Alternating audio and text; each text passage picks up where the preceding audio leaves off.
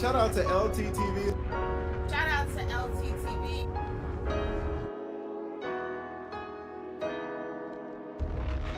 Shout out to brother LTTV. Shout out to LTTV.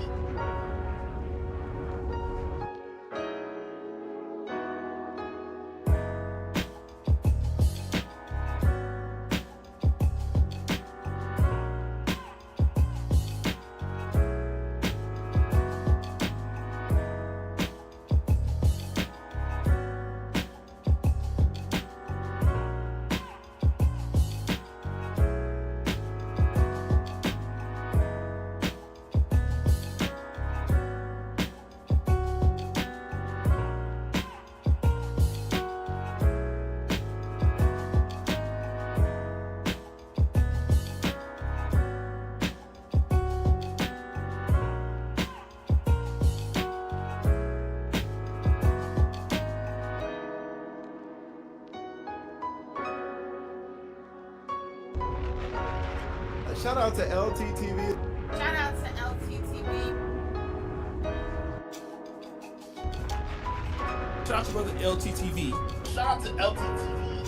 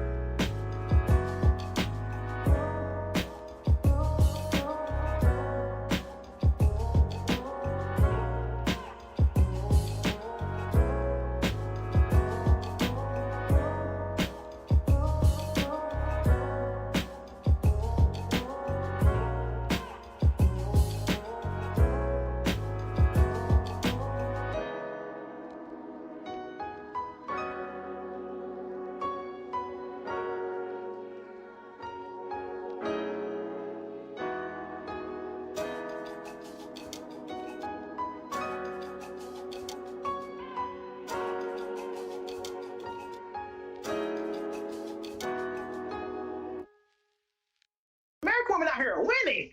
They're laughing at me, bro. They made videos about me. They're laughing at me.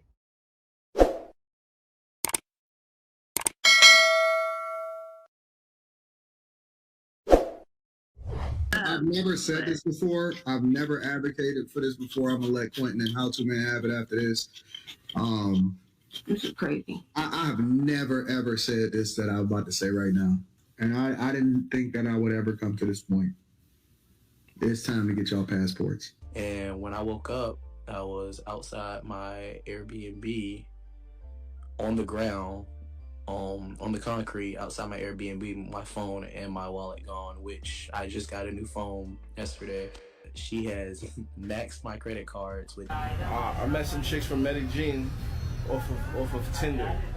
So I brought them to my crib, and then I was trying to surprise my boy, and then eventually they drugged us.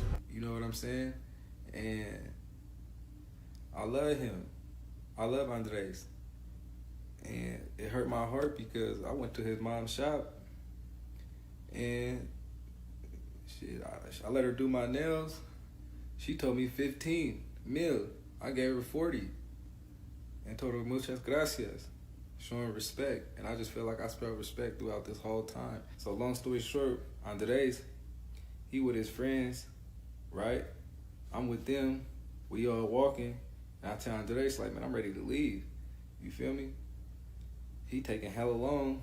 They all, you know, he get to walking away, texting. I'm looking. His friends looking at me, trying to keep me occupied. But I'm like, shit, I'm trying to get up out of here, bruh. I'm at the top of a mountain on a barrio. I was like, where Andres? Nobody said nothing. One nigga came up, tried to touch me, broke him down, got up out of there. Other nigga tried to grab me, I got up out of there, and I jumped off the mountain. The problem with Colombia is that the cheap cost of living is allowing these dudes to become food. They are disrupting and destroying the culture in Medellin by their tricking, simping, and literally wilding out in Medellin.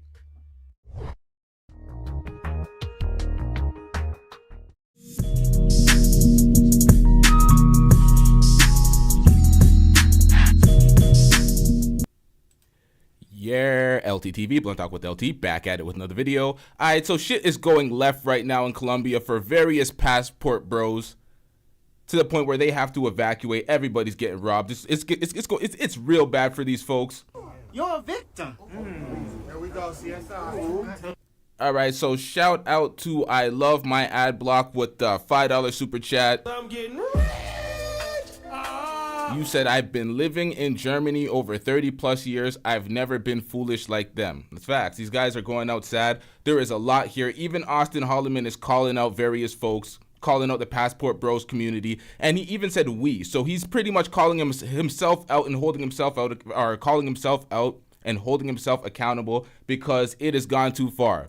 Many folks are getting robbed. It's so bad. As I was compiling this video, there was more incoming videos coming out of all various passport bros getting robbed in Colombia. And the problem is they always go to these, you know what, let's get into the presentation. There's a lot here. I'll add my commentary following a lot of the things we got to react to, but there's a lot here. And a lot of folks got sad. A lot of folks went out sad. They became immortalized in the Dropbox. Clip it, nigga. American women out here are winning. They're laughing at me, bro. They made videos about me. They're laughing at me. You're a victim. Here we go, CSI. American women out here are winning. They're laughing at me, bro. They made videos about me. They're laughing at me.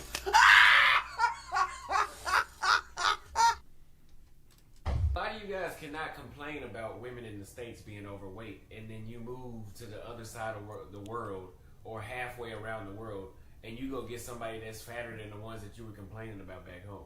You go get the same hood rats in a different country that you could have got back home. Now, one thing that I've noticed with a lot of passport bros, a lot of black men traveling in general, and El Guapo brought this up, that white men traveling, is a lot of us go and we go overseas and we wife up prostitutes, sluts, whores.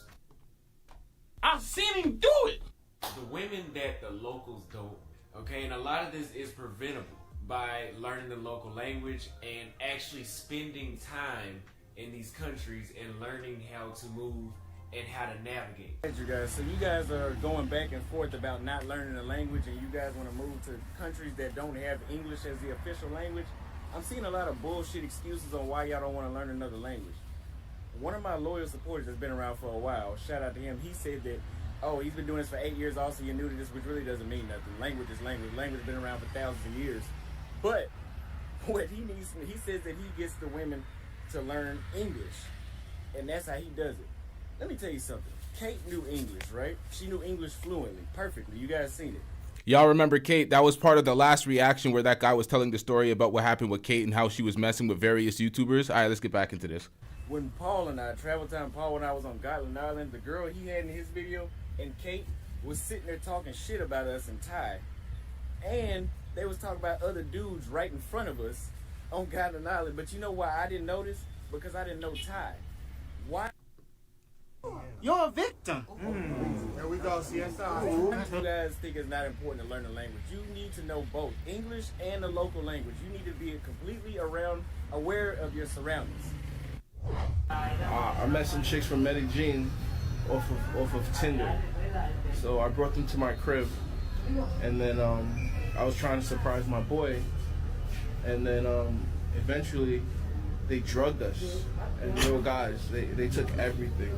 Now, I know y'all remember this guy. This guy put out a video of him getting revenge on the women that drugged him with the scolopamine, or however the hell you say that shit, where he was drugged, taken advantage of, robbed, and then he had this whole camera crew come in and with the police and run up and get his revenge. I reacted to this guy in a video a month ago. Now he's getting his boy set up. These guys are going out sad as fuck. What are we doing out here?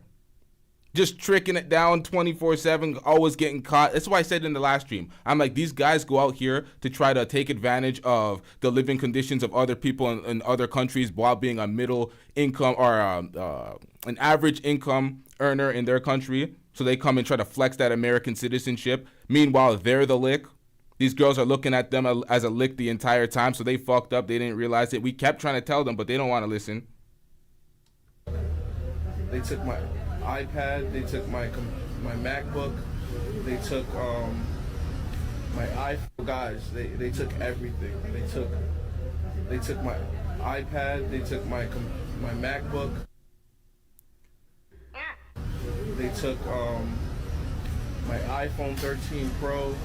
They took my Samsung S20. For him in particular, him specifically, this dude right here, we don't want to hear that from you.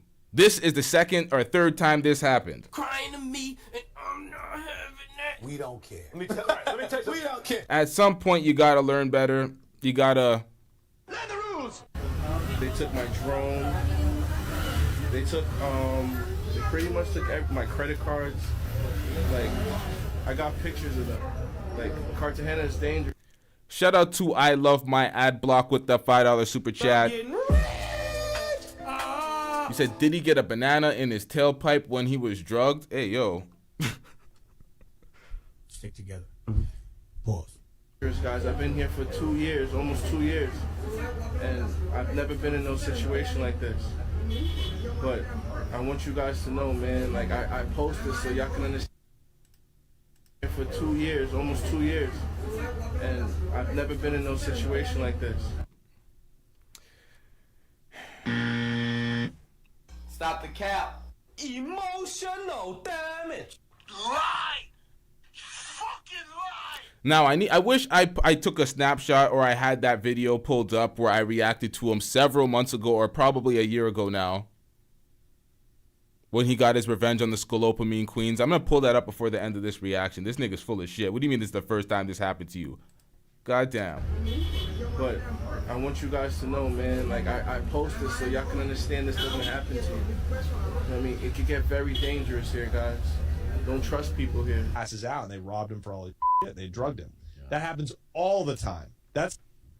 Now, I'm sorry. What happened? What happened to you? And I've never been in no situation like this.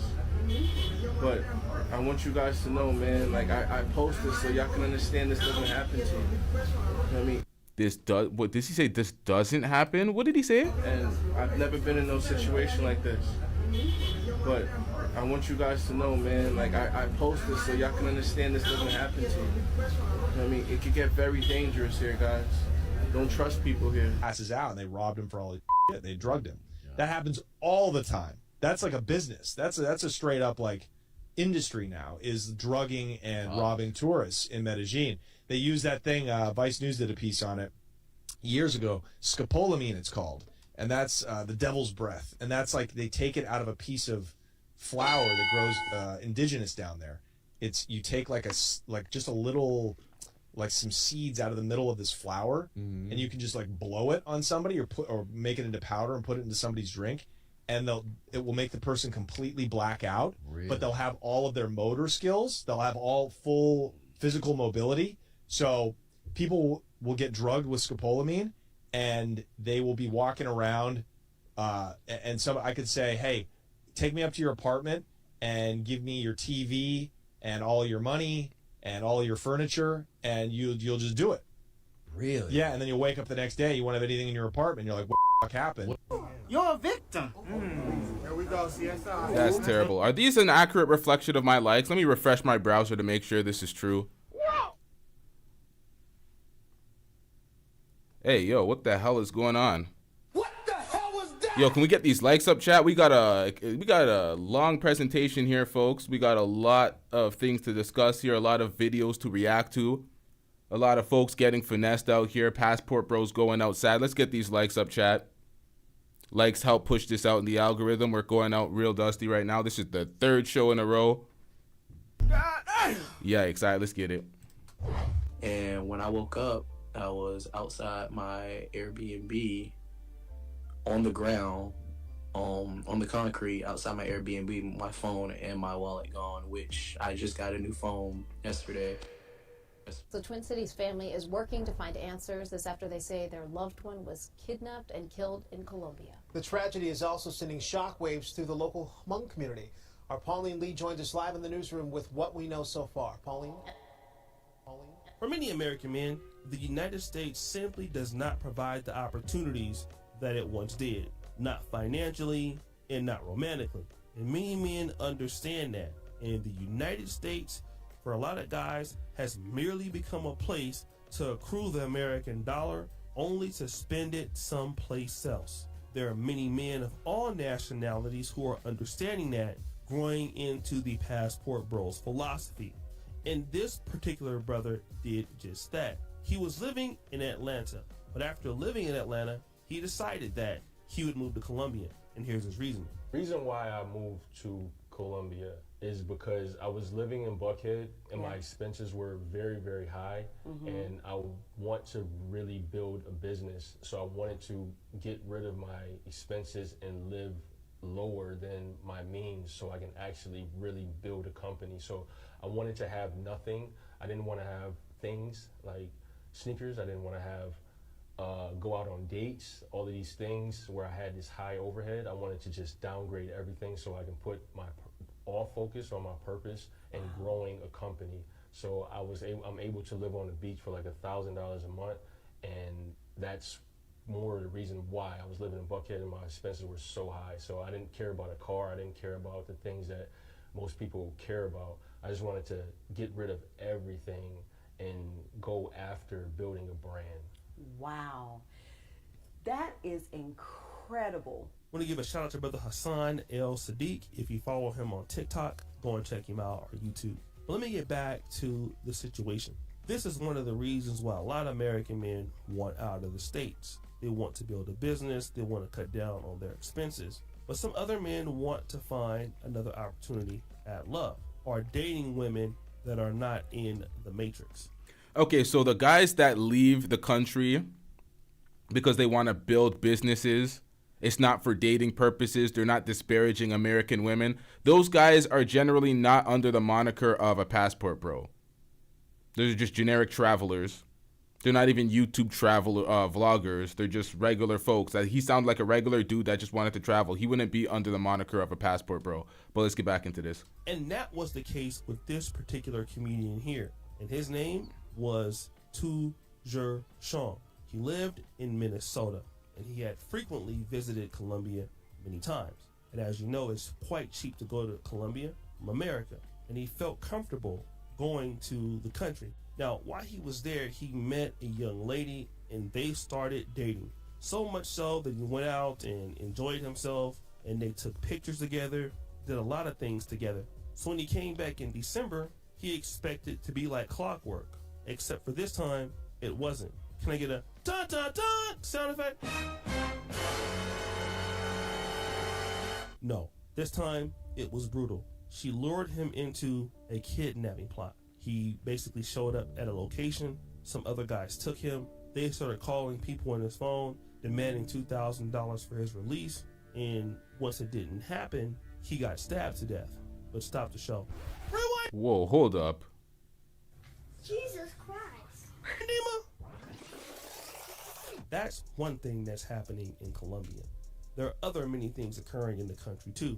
And a lot of the times we're seeing something happening where black men or men in general are being drugged by the drug called scopolamine. Here's a brother talking about what happened to him in the situation. Towards the end of the last day, probably 2 days before I had to leave, I kind of got a little lonely. So I was like, well, let me try to go on Tinder. Don't use Tinder, but let me try to go on Tinder. Find me a little nice chick, and before I leave, in the night with that, went on Tinder, found one. She wanted to meet up. We met at it's called La Commercial Plaza. It's like 30 minutes away from the Chippy Choppy Mall in the La Flora district. She stayed like 10 minutes away from there. Ended up waiting for her. She ended up coming. We used Google Translate, of course. We went to a bar. I don't remember the name. Yeah, that's the problem. These folks go around using Google Translate, having to stop places to go back and forth with their phone with Google Translate. They don't understand. It's bad. Mall in the Plaza Mall, right? So we're sitting down. We're using Google Translate. She's just telling me a little bit about her. She's complimenting me, of course. Eyes and you're a genuine guy, nice and everything. Yada yada yada. Have a few drinks.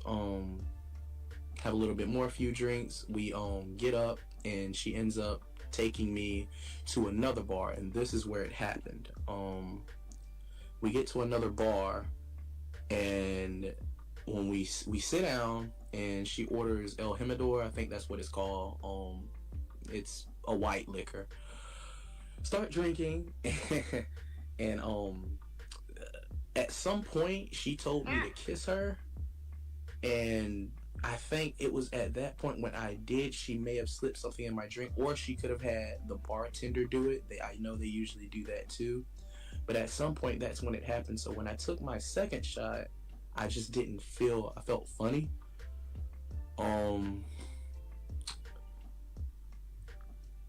She then asked, I asked her, I was like, hey, would you like to go back to my Airbnb? Obviously, you know what was on my mind. And and she was pretty Latina, Afro Latina. She was like, yeah, show me where you live. I showed her where I live and everything, and I got up, and that's when I kind of didn't feel right. This guy's an idiot. Like, how did you not see this going? Like, this is clearly fucked up, but come on, man. But I just chalked that up IP to me being drunk. Got a little wobbly, she's helping me a little bit. I get in the car, which I thought was an Uber, but from what my friends were telling me, it probably wasn't an Uber. It was probably just somebody she knew, and got in the back. I'm sorry, what? What? So you're just climbing into random cars? What do you mean you thought it was an Uber? Did you not deliver, or did you not call for the Uber yourself? Did you allow her to call the Uber, and have some guys line you up? Like, what? Man, these guys are lost out here. Car, which I thought was an Uber, but from what my friends were telling me, it probably wasn't an Uber. It was probably just somebody she knew, and Stop it. Get some help. Got in the back of the car, and IP, when I got in the back of the car, at that point, I don't know what happened. I don't know when I fell asleep. I just did. And when I woke up, I was outside my Airbnb on the ground, on the concrete outside my Airbnb, my phone and my wallet gone, which I just got a new phone yesterday. And on Monday, I'm working on getting all my credit cards back, but she has maxed my credit cards, which I've taken care of that also. Want to give Jesus Christ. You're done. But shout out to the International Passport YouTube channel for that. And what's happening is, with the rise of American men in the passport bro community going to Colombia, it has created a new business opportunity for criminal networks. And that is something that is happening a lot. Guys don't understand it. The more you go to... The more y'all don't listen to us, and we try to tell y'all when we're doing our breakdowns, our commentary, y'all are like, oh, they're just hating. Oh, they're just hating on large YouTubers, and we're telling YouTubers that are well smaller than us, hey, this is stupid. Oh, you're just hating. Y'all niggas is dumb. We try to tell y'all to take heed, but all the criticism, people just don't want to hear it. They're too damn emotional about it. They want to be like, oh, you're hating on the passport bros, and it's like, look what happened. We told y'all are gonna be a lick. Y'all are going to third world countries. You see the better travelers that don't have the problems. The travelers that have money to go to the better countries, so they're not targeted, and like, this is ridiculous. I'm gonna get to that breakdown later, but let's get back into this. Colombia, the more organized crime are targeting you. Women are coming on Tinder, they're luring guys and setting them up, just like this would happen if you had a new McDonald's or a new burger joint. And that will be explained here by the YouTube channel Life with David. It's like, why would they have any type of interest in you if they know that you're a foreigner, you're only going to be there for a few days, there's no long-term relationship building, you don't speak the language, it's very hard to communicate with you. Where would the interest lie in? And they're just so naive and be like, oh, these women are so nice. If they're so nice for no reason, don't you think that something's up? Something's wrong here? You ain't doing much, but they're just like, man, come on, man. It's a very profitable business. This would happen if you had a new McDonald's or a new burger joint, and that will be explained here by the YouTube channel Life with David. It's a very profitable business. It's a business, and it's a very profitable business here in Medellin. Scamming. All right, so this guy's also a passport bro. He's in Medellin, Colombia, and this is the problem because O'Shea, a couple months ago, O'Shea was trying to talk. He was saying Angela was racist because she made a comment about the passport bros. And I tried to say the passport bros were not just black. They've been white folks. They've been folks of all different races. And it's been happening for a while. Now we're seeing an influx of white passport bros getting robbed, drugged in Colombia. And they're a part of his compilations. But you said that the passport bros were black. He did that shit. Guilty as fuck. I've seen him do it. You put that shit on her for no goddamn reason. Still support O'Shea's content, obviously. I'm reacting to it, but goddamn, O'Shea, you fucked up with that one. Foreign guys, females scamming for foreign guys here in Colombia, in Medellin especially. And it's not just females. It's not just the females doing this. These are groups. These are what they call bandillas, right? Local gangs up in the neighborhoods that, these are organized groups that are doing this, sending out the females, finding the females, and when those females like trap those guys, they have one or two guys in the groups waiting for them to help them out if they need help. It's an organized effort, and because they saw that it was successful, because tourism is picking up and a lot of foreigners are coming here, and with a lot of money and a lot of guys coming here because of those certain reasons, going up to those kind of girls, they saw the success, they saw the easy money. So what happens? More people, more groups start copying and start implementing the same strategy, the same scam. And what I would like to say is deaths are on the rise in Medellin, in Colombia. I hear about them every week now, and my heart goes out to the men that are going out there. I've covered these stories myself. We had one man that was actually killed. He was shot to death in a robbery going bad in Colombia. Now, this isn't to say that this is happening all the time or every day or everybody is out. There's entire businesses surrounded around this, robbing these folks, these tourists. It's happening more times than not. Most of these guys are victims out here. They're either tricks or they're getting lined by these women out here. It's a lot. It's happening in an abundance. So it's like, this is not a small thing, to the point where they're setting up an entire economy around this business. It's like, come on, man. To get you. But you got to understand this. Whenever you're a foreigner and you're coming into a country that is relatively poor, you do have a target on your back. It's just like when the African Americans started coming back to African countries, the year of return, things like that in Accra, Ghana.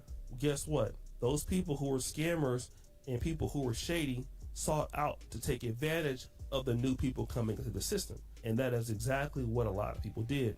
A lot of land scammers got over, people lost their money, people lost their entire savings because it was a business taking advantage of foreigners. And so what a lot of guys need to understand is everything that glitters isn't gold. And if you're going to Colombia, you need to understand a lot of safety precautions. Because if you die there or something happens to you there, there's very little that you can do to get a lot of help. And that's something that is going on in that country. And I would just tell guys to continue to be safe, continue to watch what's happening, continue to participate in communities. I want to give a shout out to the brother Razor Rays. He made a video called American was stabbed by a woman in Medellin. She climbed down the balcony to escape. And literally you see this woman basically climbing down the balcony, all right, after she has just committed this particular murder, all right? This is exactly what happened. Then she ends up getting arrested. But again, this happens after you pass away. He has just committed this particular murder, all right? This is exactly what happened. Then she ends up getting arrested.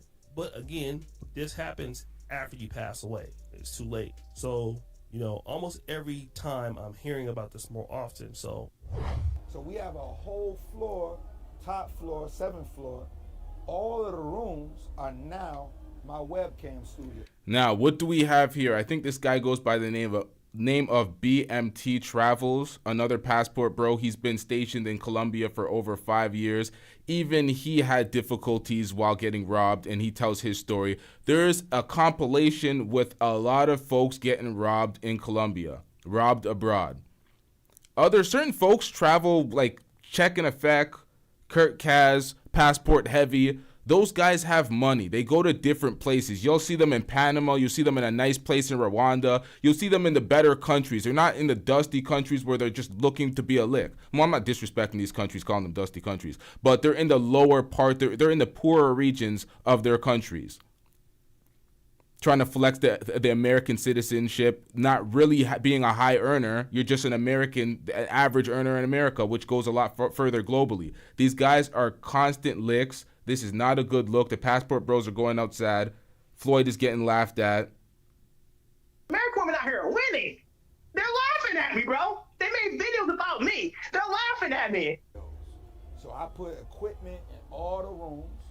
I have a different level of hotel access because it's not like I'm coming to the hotel to stay there overnight. I'm coming to the hotel because I put an office on the 7th floor and I got webcam rooms, right? Nazarai, if I get those emails, they're just reaching because they know what I meant. I'm not calling their entire country dusty. I'm saying they're going to the poorer regions. And if they hit me with those emails, shut your bitch ass up before I get to talking shit about you. That will be my response verbatim with the audio added. No type, no text. So I'm leaning on someone that I thought we had been through enough experiences with that was Venezuelan, who didn't really speak a lot of English, to be the operator of the operation.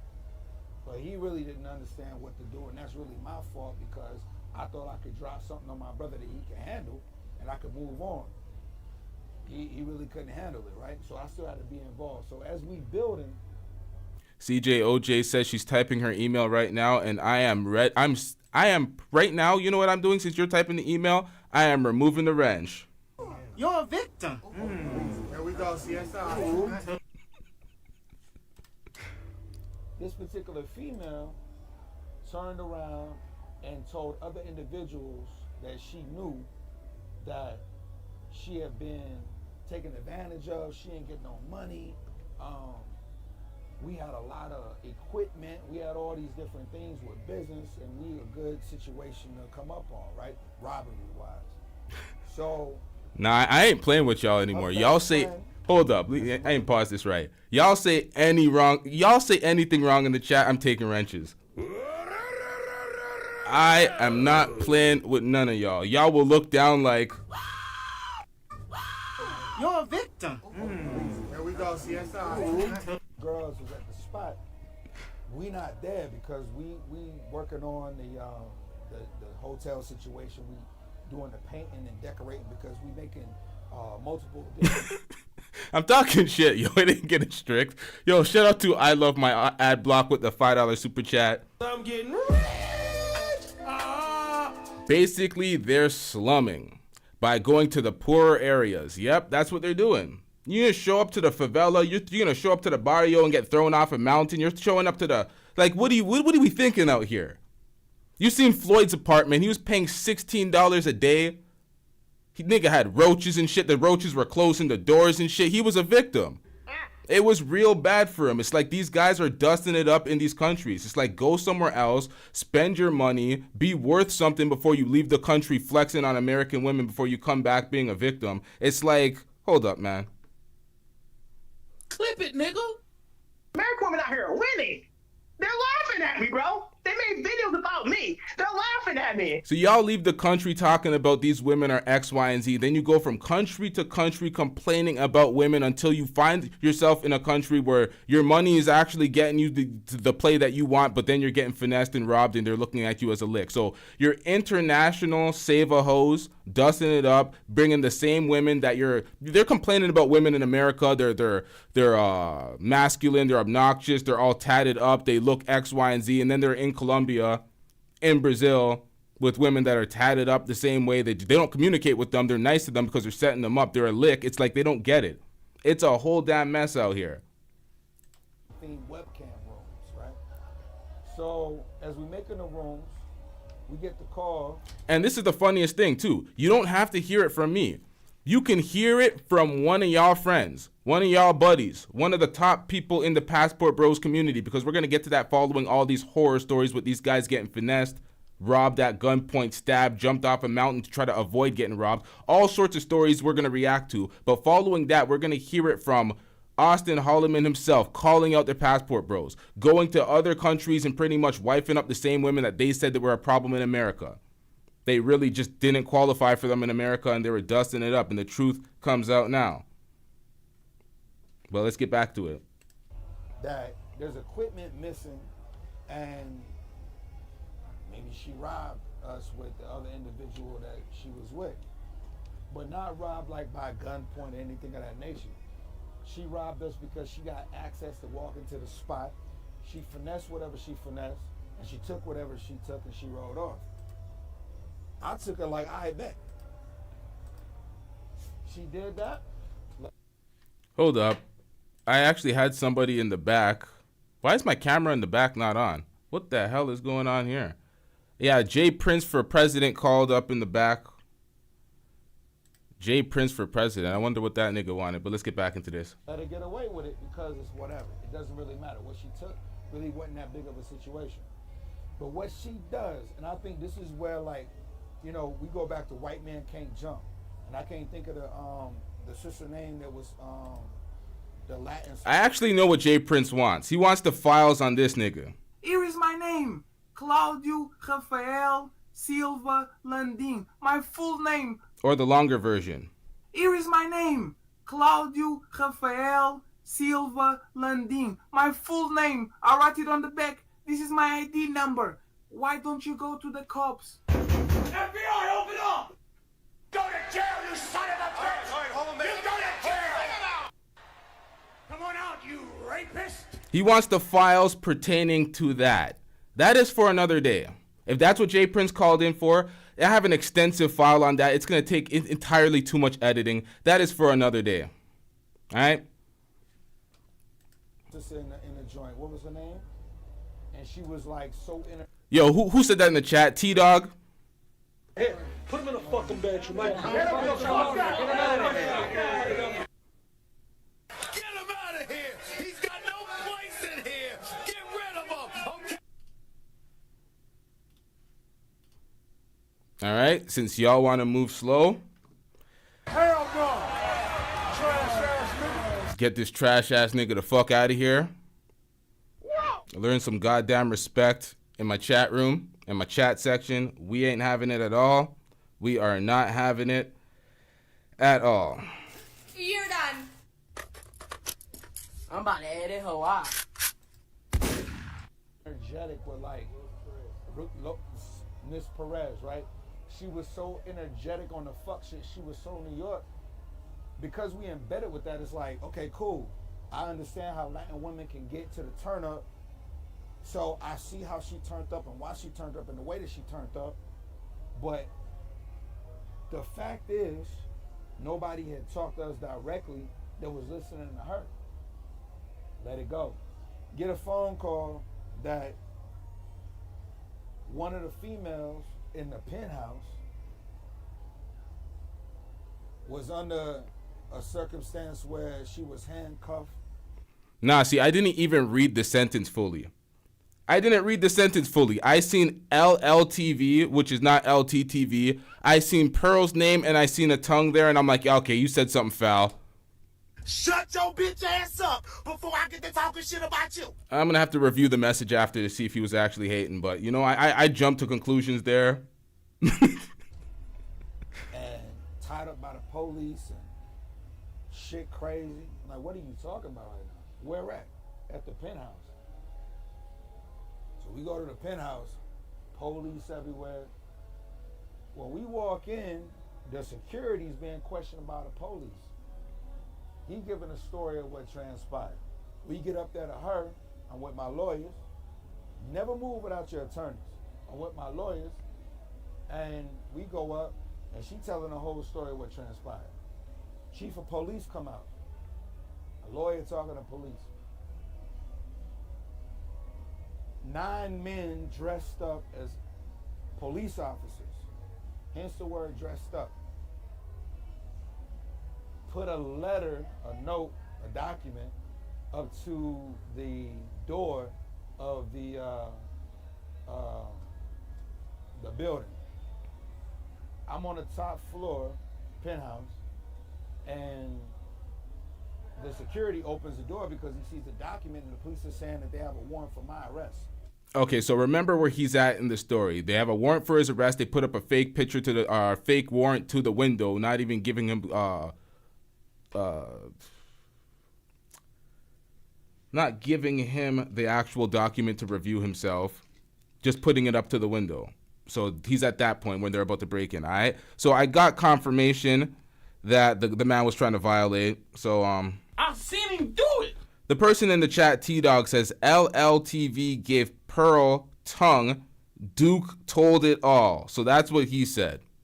So he got timed out for that because clearly The lie detector test determined that was a lie. Stop the cap. the man said I got more mods than viewers. Like that's physically possible, you idiot.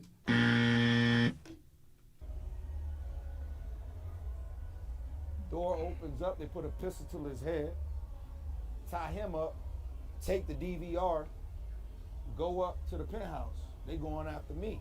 I'm not there. I'm at the webcam studio organizing. She there. Oh girl, open up the door. They bump. Nah, this next guy as well. Y'all better get to this guy before I do. Put him in a fucking bed, you might. They come in, they looking for pistols, they looking for all kinds of shit that whoever and whatever then said. You gotta remember, I've been here since 2018. They saying whatever. This is what she said. They tie her up, what she said. Photos, what she got. First thing that really came to my mind was, how she get a photo of being tied up?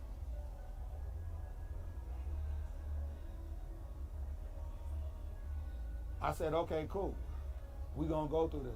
Yeah, hold up. I'm too focused in the chat. Let's get back to the stories, y'all. That's what they're trying to do. They're trying to distract me. How in the hell is she sending you a picture of herself tied up? So maybe she didn't have possession of the phone. It was the alleged crooks. I don't know. This shit don't sound right. Being tied up. Hold up. My bad, chat. First thing that really came to my mind was, how she get a photo of being tied up?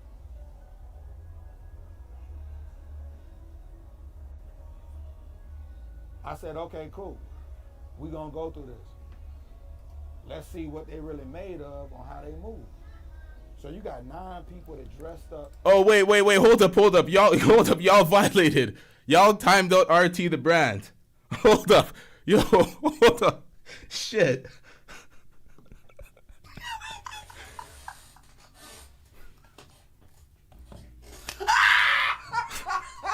Nah. RT is a known contrarian. He's a chest out. RT's part of the program. He's not one of the new randoms.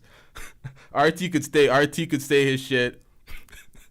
It's alright. See, okay, I'm being too extreme. Let me chill, yo. I'm being too extreme. I'm setting the tone for everybody to get timed out and blocked. Let me just relax so y'all can chill. Maybe I signed the signal. Maybe if I do this. Hey, put him in a fucking bed, you might. Or I do this.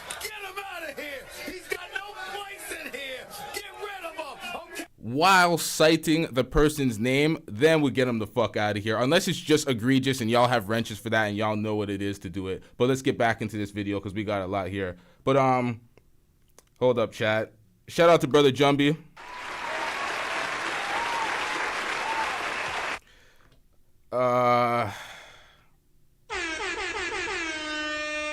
Let me preface this with some shout outs because I have some shit, Brother Jumby. Brother Jumpy be in these YouTube streets cooking, and I got some shit, man. Clip it, nigga. Well, right now, I see 2 pale, pasty booty cheeks clapping in the wind, and I feel like I'm just gonna go, just cause you had all this caucasity to. Yo, I heard that, and I'm like, nah, I gotta clip that shit.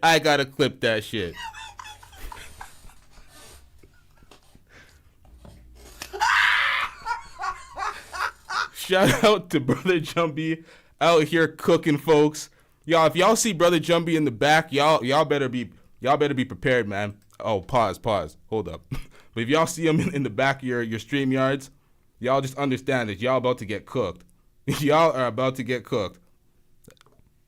I've seen him do it. Shout out to Taylor Made with that $5 super chat. I'm getting rich.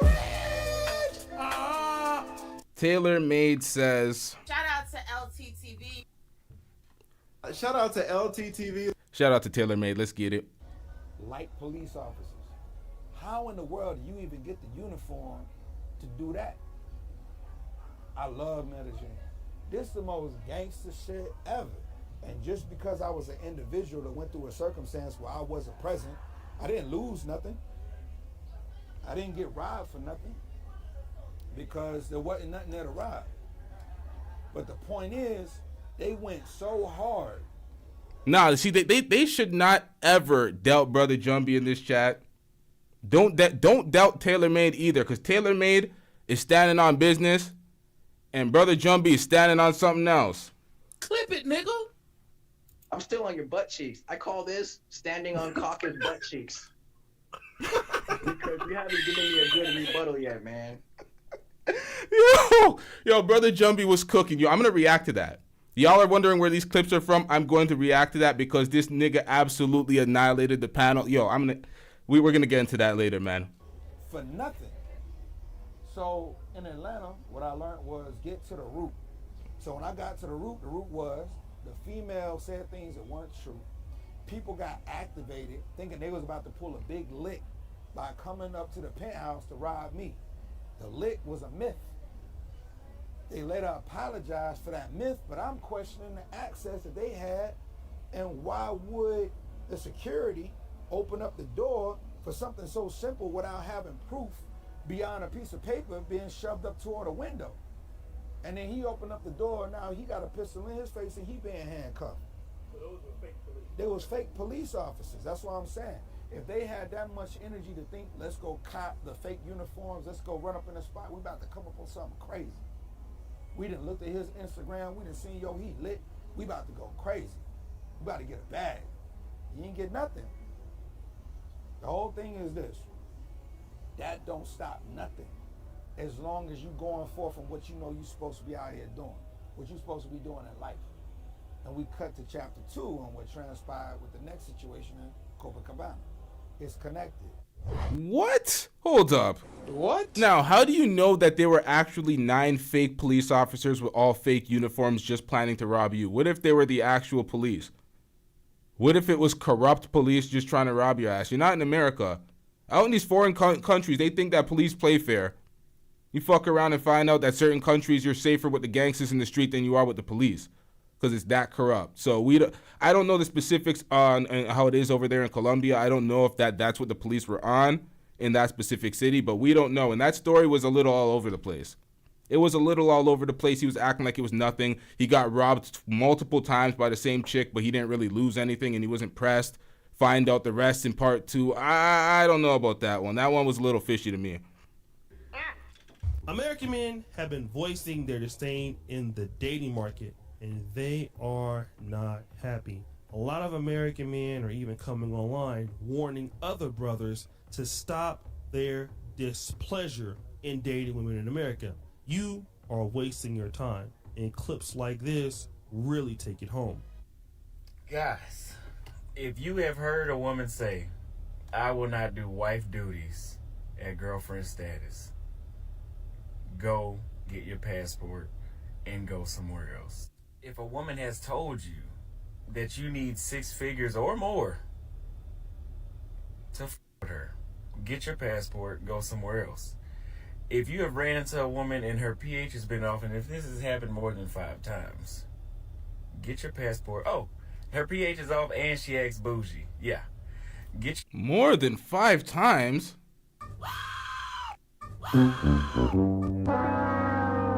Hey, yo, but this is Auston Holleman in the past, and he's singing a completely different tune now, so this is actually funny. Get your passport, go somewhere else. That can't act bougie with it smell like fish. But America is a big place, and it's just not American men here experiencing the dating scene in the country. There's even a clip of a Jamaican man who experienced some issues dating in America, and this is what he had to say about dating American women. You have to answer, but I'm going to ask. When was the last time you was intimate with someone? Like probably a month now. A month? Yeah. Okay. What are 3 flaws? Well, a month. Is that woman an option? Huh? Is that woman an option? Like, is she available to me? Is she somebody you're what are you looking for? You looking for a girlfriend? I'm looking for a relationship, a serious relationship. Somebody Okay. that's. So the woman you slept with a month ago, is she? See, this is the thing. He's conflating these two different clips. We're going to get into Auston Holleman's rhetoric now because Auston Holleman went around the globe kind of complaining about various countries and their shortcomings within women. So he kind of seen the flaws in his own dating habits, and he's calling out passport bros and himself. So he's singing a completely different tune than this old retro clip that he brought, that O'Shea brought and remixed into this compilation. This guy is actually looking for a long-term relationship and a wife and to build a family. Austin said it many times that he ain't here for that. Austin's out here trying to fuck these hoes internationally. He's trying to get around. He's trying to live his youth. Because for a lot of folks, they don't understand. We look at folks like Sneeko, and we look at them and like, yeah, you're just young. You're saying the stupid shit. Your mind will change. You're just young. We give Sneeko a level of grace. Meanwhile, Auston Holleman's the same age. He's doing the same. He's not doing the same shit, but he's doing stupid shit, and he ain't getting that grace. We're holding him accountable like he's a 45-year-old man, and he should know better. And it's just like, man, this kid, he's just young. He's stupid. He's gonna learn. But his rhetoric was absolutely stupid. Initially talking about, oh, why are these women telling you they're not going to give you wife benefits as a girlfriend? It's like, my nigga, you were never planning on wifing them or having a long-term relationship with them. Why in the hell would you want wife benefits from them? And that's what these guys they go around globally talking about, oh, these women are wives, they're much better women, they're submissive, they're X, Y, and Z, but y'all ain't trying to make them wives, you're just trying to run through them. So why do you need them to be? It's confusing, it's convoluted, but we're going to get into that breakdown after. Let's get back into this video. We have a lot to react to. Be an option. When you say option, what you mean? Like somebody Be an that... option for a serious relationship. No. Why not? Well, you know, these girls, most of these girls in America is like, they see you, they like you, and, you know, you go out, probably a one-night stand. They don't want nothing serious. Most of them don't want nothing serious, so. That's right. Seems like he isn't happy either. But stop the show. Have no fear. The Passport Bro community is here. And if you're a man and you're interested in getting the F out of America, all you gotta do is fly all the way to Medellin, Colombia. Stop the show. Dima, Colombia music? And when you get to Colombia, you will see some nice things. I've never been there, but from the guys that have told me about it, the food is amazing, the price is affordable, the women are gorgeous, and hey, it's a great experience. There are different places, Cartagena, Bogota, there's, Medellin. But stop the show again. Let's talk about Medellin. Medellin seems to be a very interesting place because it used to have a bad reputation, but it doesn't anymore. Used to, and it doesn't anymore? Oh, shit. Here we go again. Well, kinda, sorta. The city's done a lot to, revitalize itself. But let's stop the show again. Rewind, Dima! Remember the Passport Bros? Yeah, those guys. Those guys who blew up all over the internet just about 2 or 3 years ago. Especially rising to power after the death of the late great Kevin Samuels. And so when the Passport Bros started going viral, everybody paid attention. Black men, black women, of course. White people paid attention to it too. And anybody who's an American paid attention to it. Celebrities paid attention to it. I believe there's even a song called Passport Bros.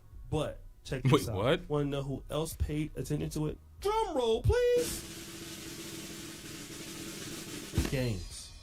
Gangs, and organized crime. You see, while the Passport Bros were elevating themselves and talking about different places that they were going to be at, they had no idea that people were watching. So a lot of these guys, a lot of brothers who were affluent going over to Colombia had no idea that they were going to become targets. And it wasn't just black men. It was all kind of men. Those guys getting hit up with scopolamine overdoses and some even dying. But in this case, here's a Passport Bro. I believe he's from Oakland, California, the way he talks. But the guy's name is Hanif Sadiq. Seems like he made a relationship with somebody by the name of Andres. And I'm going to play a little bit about what happened in this situation. And I'm in this country and I respect this country, so yeah, I'm gonna pay to see the country. You know what I'm saying? I'm respecting the place. So I had a tour guide damn near, and I'm buying him food, I'm paying for his gas, I'm giving him money to spend. I don't know what he's spending it on, I'm not even asking. I'm just trying to learn about this country, and I'm depending on him to keep me safe. And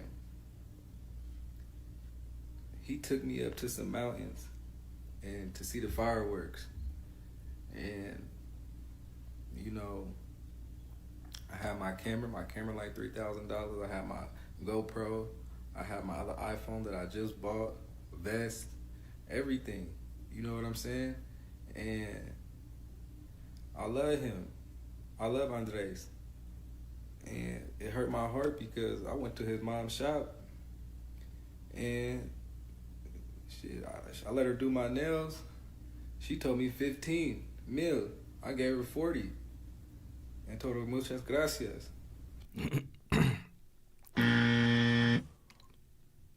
I know you were out here trying to show love, but at that moment, you were setting yourself up to get lined. You were setting yourself up to be a lick. Someone said a gay passport, bro. Yeah, I wanted to play this. Stick together. Pause. Knows he can have it. Pause. You see what I do when I got the rock. Pause. Let me just put this in real quick. But he didn't have to mean it romantically. He could have just been like he got love for his brother, X, Y, and Z. He was doing his nail. I don't know. Maybe he wanted to be clean kept. That's why he was doing his nails. But he paid $40 for a service that was $15. You're overpaying. You're showing that it's comfortably affordable for you. Let me just pay double and more. And it's like, okay, they're taking notice of this shit. They're like, oh, this nigga got money, huh? We out here struggling. We're dusting it up. That brother starving in the corner. It's like, okay. Now come on, man. Showing respect. And I just feel like I spelled respect throughout this whole time. And I feel like my friend took me to the mountains to either hold me for ransom, I don't know, do something, because it just didn't seem right. First thing that the owner of the Airbnb asked me, were you on drugs, or were you intoxicated, or did you? I'm like, man, if anybody know me, they know that I'm on point. But they talking hella fast and in slang and stuff. They asking me questions and they talking about me. I don't know exactly what they're saying, but they wasn't saying friendly things about me.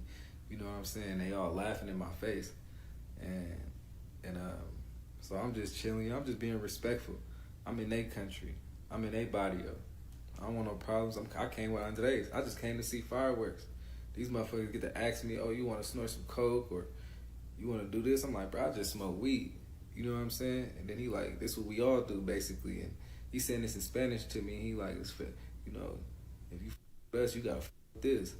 And before, Andres, a couple days before, he asked me, do I snort coke? And I told that, nunca.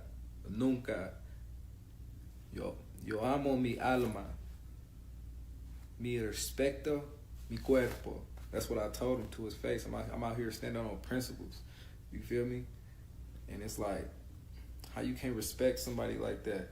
So long story short, Andre. Yeah, most of them, they're just like, we don't care. Let me tell you, we don't care. They're like, all that principle shit, they don't give a fuck. They're just like, say that shit again. Poofy ass nigga. They don't give a shit. They're hungry out here. They're starving. You're the opportunity. They're like, you're standing on principle. You don't want to do the drugs. They're like, they don't care. He with his friends, right? I'm with them. We all walking. And I tell Andres, like, man, I'm ready to leave. You feel me? He taking hella long. They all, you know, he get to walking away texting. I'm looking. His friends looking at me, trying to keep me occupied. But I'm like, shit, I'm trying to get up out of here, bro. I'm at the top of a mountain on a barrio, and we still gotta walk hella far to get back down to even the bike. And I just thought, I'm like, bro, I'm in narco land. Like, I'm up here like where they got it going on pretty much. You know what I'm saying? I'm like, don't forget, guys, to check him out. The whole full video. I don't want to play all of it, but check him out. The channel will. Thought he had the whole thing. Hold up. I'm gonna have to go back. I'm gonna have to get that. I want to see what else happened. That was a fucking cliffhanger. Like, what the fuck? Then you jump off the bridge, nigga, or the. What did you jump off? You jumped off the mountain? Hold up, y'all. Let me get this. Then he was like, ride with me and we gonna ride to the mountains to go see the fireworks. I asked him, which camera should I bring? He picked the most expensive camera. It was Andres, Hermanito, and me and his girl. Hermanito had a girl. That's Andres' little brother. You know what I'm saying? And I took some pictures of everybody, his brothers, and I got to talking. And it's like, how you can't respect somebody like that? So long story short, narco land, like.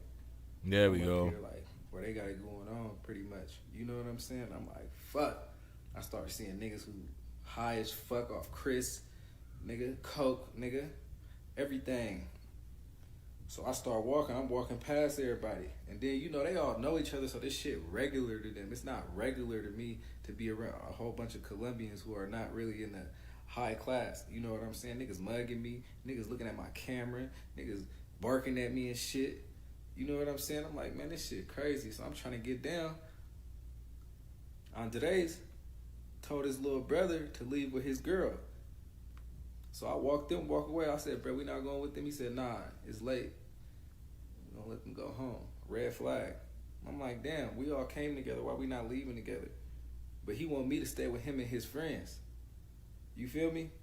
Y'all putting that shit together? These niggas trying to kill me, bruh. I'm like, damn, I'm all the way up here. I got all this shit on me.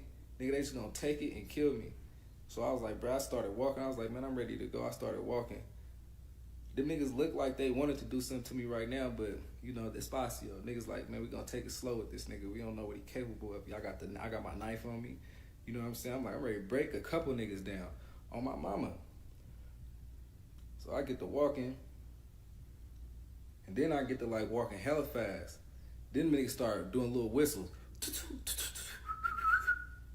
Them niggas start doing little whistles. I was like, fuck, man. Heart started beating hella fast. I'm in Colombia on the top of a mountain. All these niggas got probably straps on them. They off coke, nigga, Chris, nigga. They not finna remember what they want to do, what they did to me, or why they did what they did to me. My whole thing is, why did he go to the top of the mountain in the barrio when he's the only appeal was, okay, they wanted to see some fireworks at the top of the mountain, and that's what. Yeah, I don't know, man. I should have listened to the entire story, but it's like, man, I Jesus want that Christ. camera, I want that phone, I want everything on that nigga, and then we gonna kill him. And I'm like, there's no way if they get me like surrounded or like barn baited that I'm gonna be able to get out. So I start walking like along the edge of the mountain. But let me tell you, all these people that was following me was sitting still at first. You know what I'm saying? Like they was just chilling. But as I'm walking, shit, niggas looking at me. I'm looking at them, I'm walking, then I'm looking back, I don't see Andres, then I see his friend talking about, hey, come back. I'm like, nah, I ain't coming back. So I kept walking. And then I came back a little bit, and I was like, where Andres? Nobody said nothing. One nigga came up, tried to touch me, broke him down, got up out of there. Other nigga tried to grab me, I got up out of there, and I jumped off the mountain. When I jumped off the mountain, my leg broke, right? My leg broke. Jesus Christ. You're done. Man's leg broke. You jumped off him. Like, what the hell? I came back to the street park because I seen regular people that didn't look like they was like a gang member or nothing. But I'm asking people to help me because my leg broke. A nigga ride past me with his bitch and was laughing and said, "Stupido." Another lady walking with her kid basically shaking her head like, "Muerte." That mean death. You feel me? His friend come running after me now, and I'm running away from him on one leg, jumping.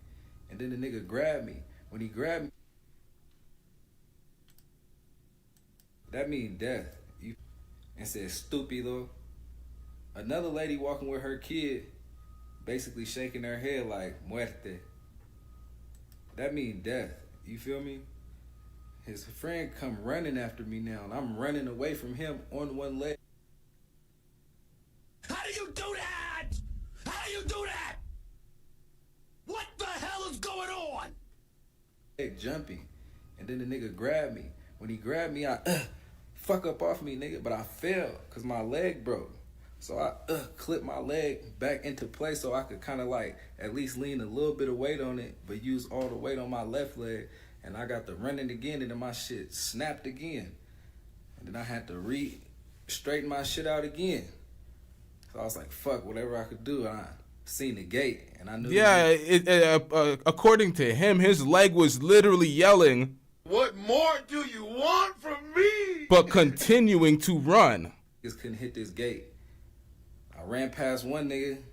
I hit the gate, bop. Went to the other one.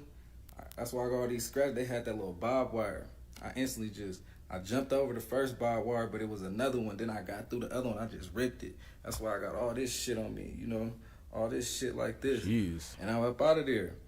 And I'm like, damn, what I do? I'm panicking. I start taking off my clothes. I took off my clothes. I threw something this way. I threw something that way. I threw something that way. And I ran a direction to where I didn't throw none of my clothes at. Well, he has some scars to correspond with some of the stories he's telling. Shout out to I Love My Ad Block with the $2 super chat. I'm getting rich. Stupido meaning dumbass.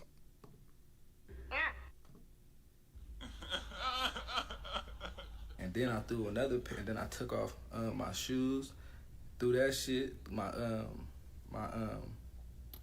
The last thing I had was my camera, and I was like, fuck, these niggas want this, they gonna stop and look at this shit. And I said on my camera, but they trying to kill me. That's what I said. And then I threw that motherfucker, and then I ran, and then somehow, bro, I got to this orchard, and it was like a ditch, and it was like, damn, they got all this shit like a booby trap. All right, so somehow he shows the scar on his arms, the cuts on his hands, but he does not show us the broken leg. So until further notice, sir. Stop the cap. It's a total fabrication. I want to see the broken leg. You showed us all the other shit. Like, let's see the broken leg. It snapped into place and you put it back. Like, you pulled some superhuman shit. I want to see what the fuck happened to the leg. Pause. You feel me? I don't know if it's for animals or people, but it's a booby trap and it's barbed wire everywhere. So I got to go through all the barbed wire. I'm climbing up a fucking building. My leg is broke. On top of a fucking roof. And I get to this house. It don't look like nobody in there. I'll show y'all a picture of that. Bro is now climbing buildings with a broken leg. Yo, I want to see this shit. And I go in the house, and I go get a knife because I see, like, damn, there's shit in here. And then I was like, damn, is anybody in here?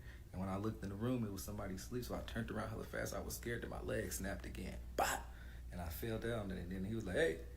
I got up, ran outside. I used one leg and did a doubles jump.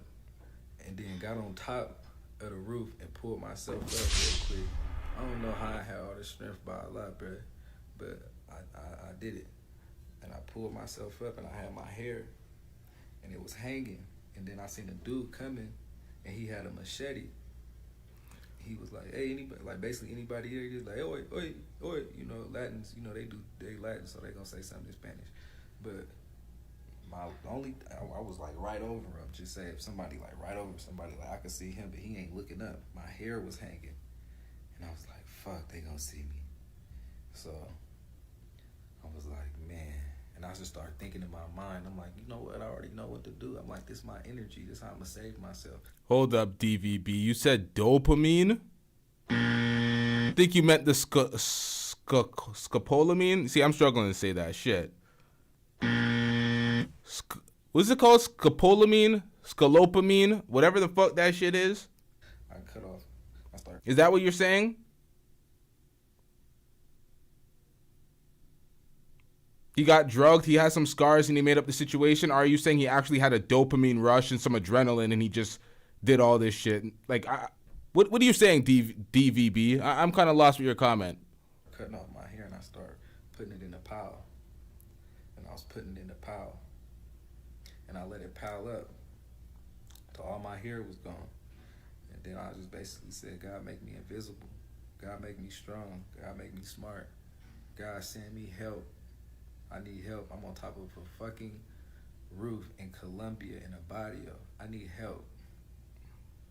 And then I started throwing my hair in the direction that I was running down the hill in. So when the people came down, they'd see like, oh, his hair right here. So I started, and then I threw them all. And I felt like that was my protection because from then I spent the night there. It was like 3 stalls. I spent the night in the 2nd stall first, and then I got up and some told me to move to the third stall. But when I stopped, like I said, I just was listening to God, and God was like, just be still, I got you. Be still, I got you. I promise you, by Allah, I was like, be still, I got you. So I was still. Oh, please don't do this. Oh, God damn it. All right, sorry, man. I'm evil like that. I don't give a fuck. I don't want to see this shit. What the fuck? Man, don't break down on air. What the hell is going on, man? See, I didn't vet this full thing, man. What the hell was that? Y'all want to see this shit? Y'all want to see this guy, this grown ass man, this passport bro breaking down because of his near? Y'all want to see this shit? Where's my heart, man? I'm dusty as shit. I don't got no heart. I'm dusting it up, y'all. I don't got any capacity for a heart. It is what it is, man. This is just like, what the hell is going on? First of all, I'm not even believing half of this story. It seems a little cap. Second of all, it's like everybody in the village was against him. They're rooting for him to get killed. The ladies are walking by saying stupido and saying death. The whole story is weird. You jumped off a mountain, you broke your leg, but you're scared to jump down that building that you climbed. It's a bit bizarre, man. It's kind of Jussie Smollett to me. That's what it's seeming like. I'm listening to this and I'm like, If you don't get that bullshit out of my face, bitch. My nigga, if you don't show me this leg, pause. Like, what are we doing out here? You know, man. We get trolled by feet every day trying to show us the feet, man. Show us the goddamn leg, man. What the hell's going on out here? Make me buy this goddamn story. You're showing me miscellaneous marks on your hands from some barbed wire. That could have been from a completely different incident. That does not solidify the fact that you jumped off an entire mountain. You climbed up a building. You found God on the top of the roof. Like, come on. What are we doing out here, man? I'm not buying this. This sounds like cap. To this day. To this day. To this day. I'm here to double down. That shit is a 2-pack of ass. The fuck are you talking about? That shit stinks. Now, I know some of the women are like, have some compassion, LT. And I'm like, what more do you want from me? I don't got it today, man. I don't got it. Especially when it sounds like cap. I don't know, man. If you showed me the leg and it was mosh up, show me a mosh up leg, I'll be like, okay, I'm going to run this all the way back. I'm going to run this back.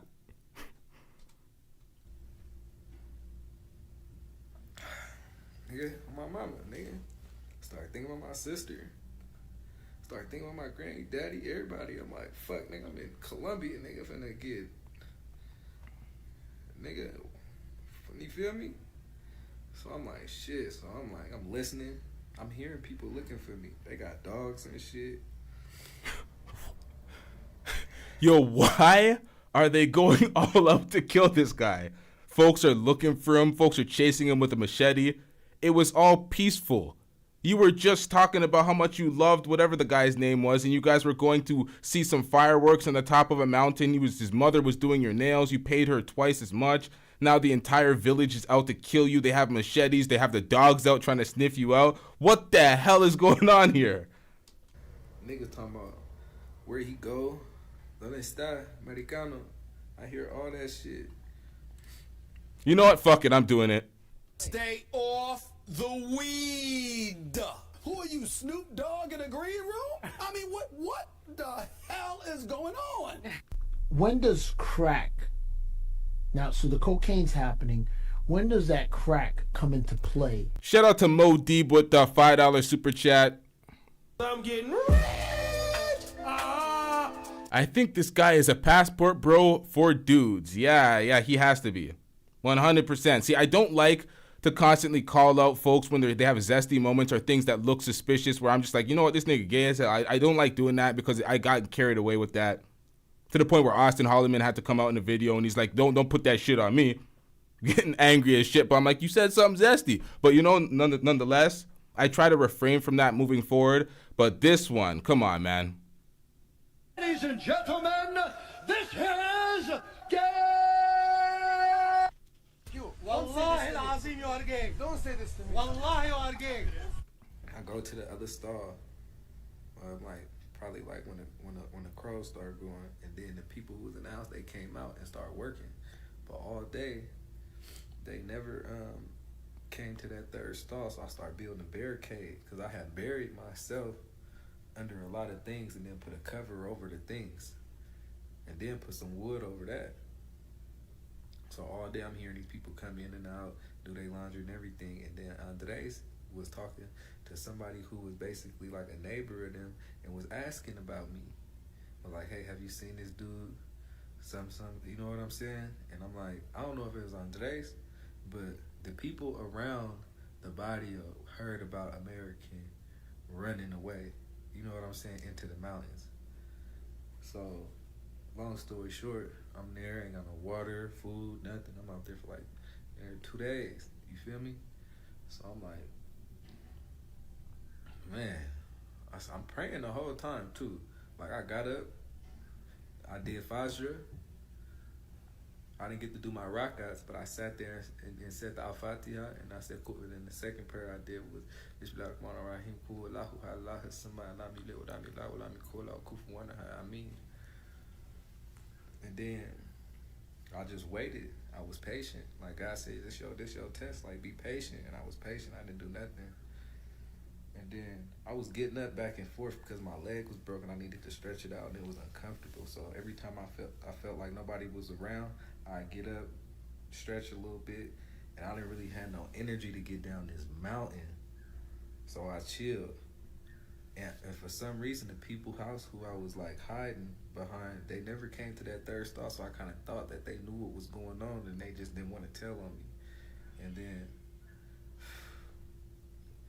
the day passing, and then gracias a Dios, Roberto, Jason, that he came and took a piss in that third stall. He didn't even see me. I'm the one who moved and made him see me. But I was like, that's an old man, and I had seen him fixing the gate, you know what I'm saying, earlier.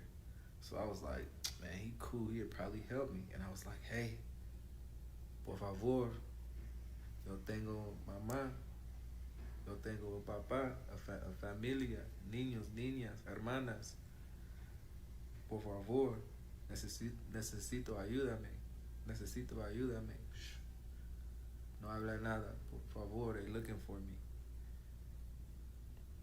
That man saved my life.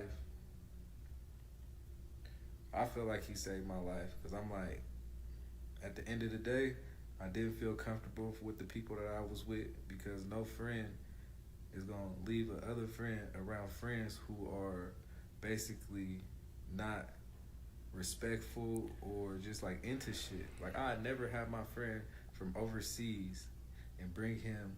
Jerry came with me to the Dubs, bro, and wasn't nobody even thinking about touching Jerry. They welcomed him because Jerry with me. Only how something that's gonna happen to Jerry is because of me. So a motherfucker can't tell me, oh, this and that, because I've been in a position. That's why Andres, I'm like, bro, you really tried to do that to me? Like, you really tried to, like, and that's all I gotta say. I love Colombia. Wait, so what is the conclusion of this story? That's all you got to say? What happened to Andreas? What happened to the people of the village? What the hell happened? How did you get out? What? The people in Colombia is a beautiful, beautiful cultured place. It has many great aspects. It has amazing views. It has amazing weather. It has amazing service. You know what I'm saying? It's beautiful out here. The people are gorgeous. You know what I'm saying? But I just got put in a situation that I should have been a little bit more smarter. My mama told me, be careful. I'm feeling that you are not safe, and I need to listen to my mama. I admit. And it's like my mind be... Man. Shut your bitch ass up before I get to talking shit about you. You're a victim. Here we go, CSI. This guy is just feeding into that single mother raised weak emotional black men stereotype. You're just feeding into that, bro. Where's your father? You haven't had a conversation with your father, tell you how to move like a man out here? What the fuck is going on out here? Jesus Christ. All right, so I got to make a point real quick because y'all are making reference to that Jay Prince when Jay Prince was in the back and y'all bringing up Fat Man. Like, y'all have to understand something. And Fat Man needs to understand something too. Here is my name. Claudio Rafael Silva Landim. My full name. This motherfucker went on his show again to say that like that's supposed to be the big diss I have for this guy. Him saying his own government name on his channel twice, but he deleted the footage the first time. It's like, and the whole Jay Prince situation, I don't give a fuck about what y'all got going on with Fatty over there. This nigga will put me in a thumbnail, have an 8-hour and 55-minute stream, and speak about me for 30 seconds, like my nigga. He did that shit. Guilty as fuck. I've seen him do it. It's like you ain't even speaking about me. You just put me in the thumbnail for what reason? Manosphere hunters and X, Y, and Z. I ain't no manosphere hunter. I don't give a fuck about that, man. We don't care. Let me tell you, we don't care. You trying to steal my viewership by putting me in a thumbnail and forcing me to comb over the footage to see where this nigga's cooking me at? Like, what the fuck is going on out here? We don't give a shit about none of that shit.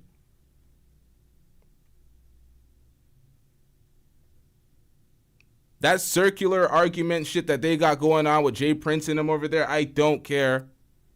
Him and Satan, a.k.a. What's that pussy's name again? That short nigga, Daryl. Whatever they got going on. I don't care about what's going on over there. I think they missed the bigger picture and they don't understand what's going on. Fatty, for the longest time, was withholding information. He was a suspected Anton underling. As I was going back and forth with Anton, where I was being very direct and he was being subliminal, until the point where he waved the white flag.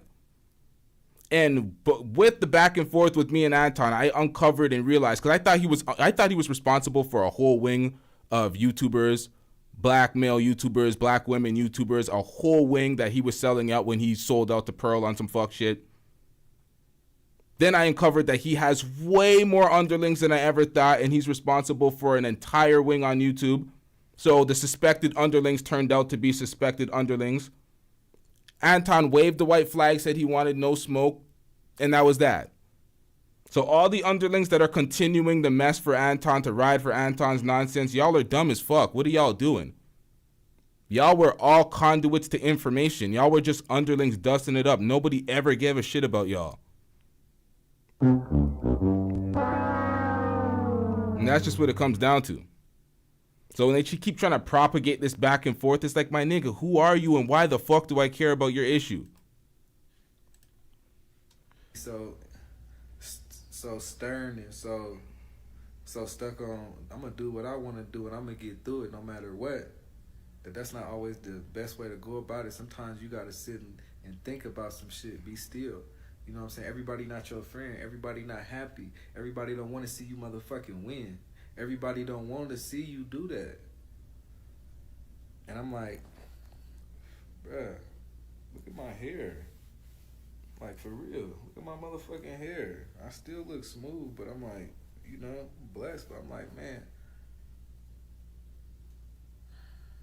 But everything happened for a reason, because I think that, you know, I had so much energy, so much good things that I've done in my existence while I'm here. And, you know, all that's held in your tentacles. You know what I'm saying? We electric beings.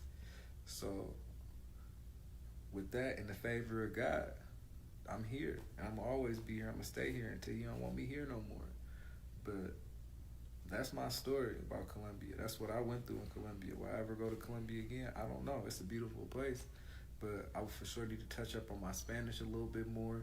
I for sure need to surround myself by positive people who not going to put people in position to fail. I'm like, what type of person bring somebody to a place where, you know it could be turned up, you know it could be whatever, but if you ain't got no pass card, or if you ain't one of them niggas, bruh, or if you ain't got it on you, bruh, you can't protect the people that you came with and you trying to get them to experience some shit, like, bruh, just It's not that. It's that. So pretty much, if you would be a lick in your own country and you're not that guy, don't go other places and think you're safe and you can just cruise the streets with whoever and go to whatever favela, whatever barrio you want to go to. You're not going to be able to pull that off. How about that? These socially awkward passport bros that go from country to country, they don't realize that they're getting lined up constantly. They're getting finessed constantly. They're going out sad constantly. Bitch, who raised you? It's not that important. I told him when I got here, yo tengo un familia. Me amo mi mamá, me amo mi hermana. Bro, shut the fuck up, man. We don't care. Let me tell you, we don't care. Like, show me the fucking leg or I'm fast forwarding. No pause, man. I said it enough, man. It is what it is. Importante persona.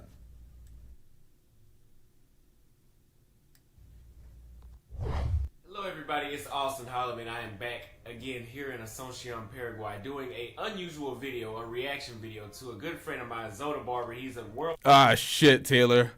Oh, shit. Here we go again. Hey, nobody... Yo, y'all don't clip that, y'all. Y'all don't clip it. Clip it, nigga!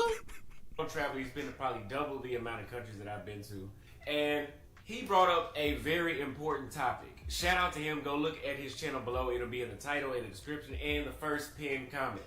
Now, he did a very good topic about our passport bros, Captain Saberhoes. To keep it short with you guys, generally speaking, hell yeah. I'm gonna have to agree with that. And I'm coming from person.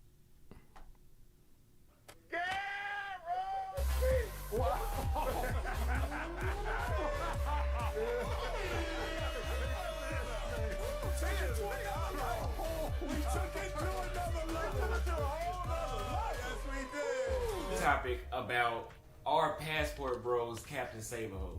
To keep it short with you guys, generally speaking, hell yeah. I'm gonna have to agree with that. And I'm coming from personal experience, and I'm gonna break down some other experiences that I've seen out of the 18 countries, the 19. You hear that? He's talking from personal experiences, and he's gonna break down experiences that he's seen. He did that shit. Guilty as fuck. I've seen him do it. So really and truly, let's keep it a stack, folks. What smoke can you really have for Auston Holleman at this point? At this point, this man dusted it up in Brazil. He can't go back to Salvador Bahia again. He's banned from there. He refuses to go back. He doesn't want to test his ban. He ain't going back. He has done a lot of shit, made a lot of mistakes, tried to wife up thoughts that were trying to finesse him and using or dealing with other YouTubers. He's admitted to a lot of his mistakes. He said, fuck it, I just want to be immature and sleep with women around the globe. He stopped disparaging black women. He said, you guys are corny for doing that and corny. He ran back all his comments. He's a young guy in the mid-20s running back his comments, being accountable for his shit. And he's been keeping it 100 now. So it's like what he does moving forward, people can judge if he does something negative and be X, Y, and Z. But from at this point, it's like, really, what smoke do you really have for this guy unless it's personal? Then I have no qualms with your issue if it's personal. But as a viewer, as somebody that shits on the passport bros, as somebody that comments on the passport bros, critiques their flaws, I don't know, man. Countries I've been to since I left the United States a year and a quarter ago, let's say that. Now, one thing that I've noticed with a lot of passport bros, a lot of black men traveling in general, and El Guapo brought this up, that white men traveling, is a lot of us go overseas and we wife up prostitutes, sluts, whores, the women that the locals don't, okay? And the women that the locals don't. So y'all are getting the leftover thoughts, the prostitutes in other countries, trying to wife them up, acting like they're so nice to you, they're doing X, Y, and Z, going outside because you're socially awkward in your own country and you can't do it. That's half of these passport bros. I'm not saying everybody that travels to find women outside of the country is like that, because there's some niggas that actually got money that aren't dusting it up in third world countries trying to pick from the litter of women that folks don't want. There's folks outside of that, but they're not running under the moniker passport bros, and they're not disparaging women in their own country. That's what you see. That's the commonality with those folks. But passport bros, usually most of them are just kind of average earning dudes that are kind of like socially awkward dudes. Most passport bros aren't even Auston Holleman. Most of them are these fat, overweight, older dudes that have been incels for a long time that are like, let's keep it a stack, yo. Let's keep it a stack. Somebody said like Floyd. A lot of this is preventable by learning the local language and actually spending time in these countries and learning how to move and how to navigate. You guys seen me in Africa, and you guys, a lot of you guys are simps. You guys seen women like Kate, and I'm dealing with these women on a daily basis. I know what they're like. But you guys are in the comments, oh, that's a wife, that's this and that. I'm reading the comments like, ooh, if these dudes actually knew what I was seeing on a daily basis, what I've heard, and I won't get into detail, but what I've heard, I don't think they would think like that. But the thing is, you guys do travel. You do hear the same shit that I hear. And you think because she's a foreign woman that there's no problem that she can do no wrong. And you end up wifing up a thought or a sex work, okay? And Yikes. And we've seen these guys do it. I've seen him do it. Clip it, nigga. American women out here are winning. They're laughing at me, bro. They made videos about me. They're laughing at me. And you guys have that very, very bad. And that's why I say you guys are wifing up women that the locals don't want. Very rarely do I see the dudes that travel. Very rarely do I see the guys that travel deal with women that have a career or have a basic job and a basic responsibility like rent to pay or a car note or even her own damn phone bill.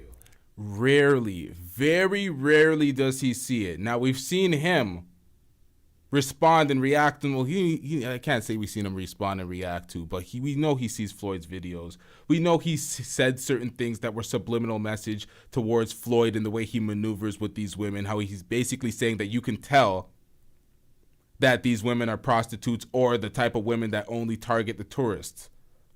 He said that. If y'all watched the last video that I did on this, he pretty much lamented that point. And then a lot of commenters in his comment section were like, you're talking about Floyd. You're talking like about Floyd. And we've seen the comments. We pulled it up.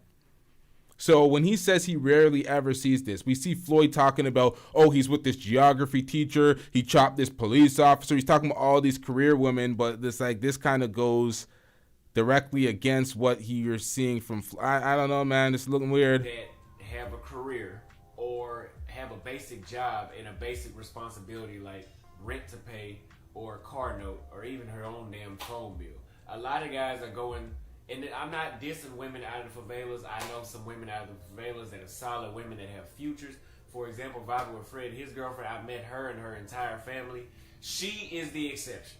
But a lot of women in the barrios and the favelas, being an American, knowing that you climb the ladder, the socioeconomic ladder, in a lot of these countries, why would you go to the complete opposite? You're up here and you go snatch something down here. Some shit that you wouldn't do in Texas. We all know that we want to become a high value man, I guess you could call it. Why would you go get a low value woman? And I'm not saying that those women are low value because of their economic status, but you know what I'm saying if you're a mature adult watching it. Why would you move to a second, third world country and go stay in a place where you have an entire view of the city, and then you go get this chick that's not used to none of that? And we all, broke women are the same worldwide, okay? I've been to 18 countries now, and I've tried the whole, oh, she doesn't need any money, you know, I'm the provider, I'll do all that. The more I'm traveling, I'm like, nah, fuck that. I think she needs to have some sort of momentum going for herself. I don't care if she's going to work 7 days a week, but as far as her sitting around with a lot of free time and just being completely flat broke and don't even know how to use a steak knife, I don't know if that's gonna cut it anymore. I really don't, especially from where I'm at now. But we're gonna get. Did we not say, or did I not say at least, that Austin just needed a little more experience and he was very young with his takes? He acted like, oh, he built himself up. He knew what he was as a man, X, Y, and Z. He didn't have any perspective. He didn't have any real perspective, because if you're coming to this conclusion now that these women need to be making some sort of money, like, he's not wrong about his conclusion at where he is personally, and he doesn't want these useless women that don't be doing nothing and can't, you know, they're not good for anything. Talking about the career women, the women that have money, the women that are independent, have a level of independence. The same women with the characteristics of the American women that they were shitting on forever is kind of, they're circling back into that existence. They dealt with a bunch of others, and they're like, yeah, we kind of want someone that has their own thing going for them a little bit too. And it's like, okay, so you came back full circle now. Huh. That's why you don't be shitting on women, man. Said later on in the video. Why would you guys go get this nice place with this nice view and get a woman that's not used to any of it? Broke women are a liability worldwide, okay? Broke women in Africa are a liability. Broke women in Europe are a liability. For sure, broke women in Thailand are a liability. Broke women in South America are damn sure as well a liability. I have dealt with broke women on all 4 continents, okay? 5 continents, including the United States. I can tell you that there is no difference with broke women worldwide. Broke women don't have shit to lose. Broke women have killed passport bros. Broke women have robbed passport bros. Broke women have played the long-term scam game of passport bros. Broke women have done the green card game. It's not the it's usually not the lawyer. It's usually not the doctor that has her own car and her own job somewhere in South America or Thailand or somewhere in Africa that's doing these scams like this. It's usually not. I'm not saying it can't happen. We've been trying to tell you. We've been trying to tell you. Jesus Christ, man. But you guys are getting women that aren't used to shit, and they are truly looking at you like a lick, because you are a lick for the most part. That's why. And this is the funniest part. He started using this term. Oh, he started looking at you like a lick. He started using that following my breakdowns and my criticism of the passport bros, and these guys are finally getting it. It's not rocket science tailor-made, and we've been telling these guys they lack social awareness. They're socially inept.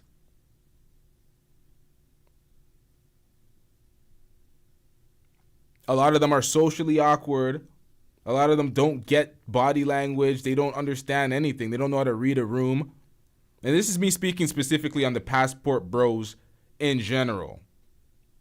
Why did I say specifically and then in general? What the fuck? But if I'm speaking specific and I'm going to point it out to one person, it'll definitely be Floyd. Floyd is the stereotypical passport bro that's clueless, incel type energy, doesn't know what he's doing, no street smarts, conversations just very awkward. He's kind of like the poster child for that. He's the prototype for that. But nonetheless, you see that with a lot of passport bros. They don't know what the hell they're doing out here. I tell you guys not to lead with United States citizenship. Be yourself. I'll tell a motherfucker I'm from Brazil. You turned off by Remember this? Looking at you like a lick, because you are a lick for the most part. That's why I tell you guys not to lead with United States citizenship. You guys, he told that directly to Floyd because Floyd kept leading with his United States citizenship and his money. Be yourself. I'll tell a motherfucker I'm from Brazil. You turned off by that, good. That means you weren't even attracted to me initially. You probably was just attracted because you thought that I was a U.S. citizen. Bit the bullet on that one. Now, when did I start to upgrade my standard? Oh, here's another thing. A lot of you guys cannot complain about women in the States being overweight, and then you move to the other side of the world or halfway around the world. Mike Brown says, Austin didn't grow. He just smart enough to cover his ass. You know what? That may very well be the case, but this is the problem with YouTube. YouTube, once you start lying on YouTube, you write yourself into a corner. You got to die on that cliff of the lie. So you actually have to start embodying that change. You can't just switch back next week and be like, yeah, this is exactly what it was and it's always been this. Fuck American women, all that shit. You're not going to be able to do that because folks like Floyd, we have things like this. Clip it, nigga. American women out here are winning. They're laughing at me, bro. They made videos about me. They're laughing at me. And then if people were to clip various things that he said, it's like, okay, so now you're going back on that. So when you call out passport bros for being international save-a-hoes and you're going elsewhere and you're wifing up fat, overweight girls that you're complaining about in America, or ghetto ratchet girls that you're complaining about in America, you're dealing with them out of the country, and you say something like this and you call them out, you can't complain about America. The whole premise of the passport bros and them being tired of American women will go out of the window when you lament all these points. So you can't really go back on it. You wrote yourself into a corner. RT the Brand says he should have doubled down on toxicity. He could have lamented some of the points he did, but still shat on American women to retain his premise of the reason why he's a passport bro in the first place. But now he kind of has to change into this international traveler that just likes to travel the world, and it has nothing to do with his place at home. I don't know what the premise is now, but let's get back into this. And you go get somebody that's fatter than the ones that you were complaining about back home. You go get the same hood rats and move to the other side of the world or halfway around the world, and you go get somebody that's fatter than the ones that you were complaining about back home. You go get the same hood rats in a different country that you could have got back home. I will give you guys this. The women are still feminine, but they're not. A lot of women that you guys are picking are not that different. I put my mistakes online. I put hoes online. I put bullshit women online. Difference is I'm 24. You guys are double my age. Majority of y'all that I'm talking to. So I get a pass because I'm still learning life. But you guys should have already experienced this. You hear this, motherfucker? Do you hear this, motherfucker? You can't do this. You're a victim. There we go, CSI. You gotta let folks like me say you get a pass because you're young. You can't just say that chest out. Well, I'm young, I get a pass. So I did all this bullshit chest out. I was leading people astray chest out. I was spitting from a place of being informed and knowledgeable chest out. But now you can run to what the fuck I'm trying to say? Now you're trying to run to the you're young situation. You can't really pull off the I'm young, so I can get away with this shit. It's like, come on, man. I don't know, man. But he's ultimately right. But when he says it, it's just like, what are you doing, my nigga? Like, States, you should be able to take that knowledge abroad by now. But it's fine. We're all learning.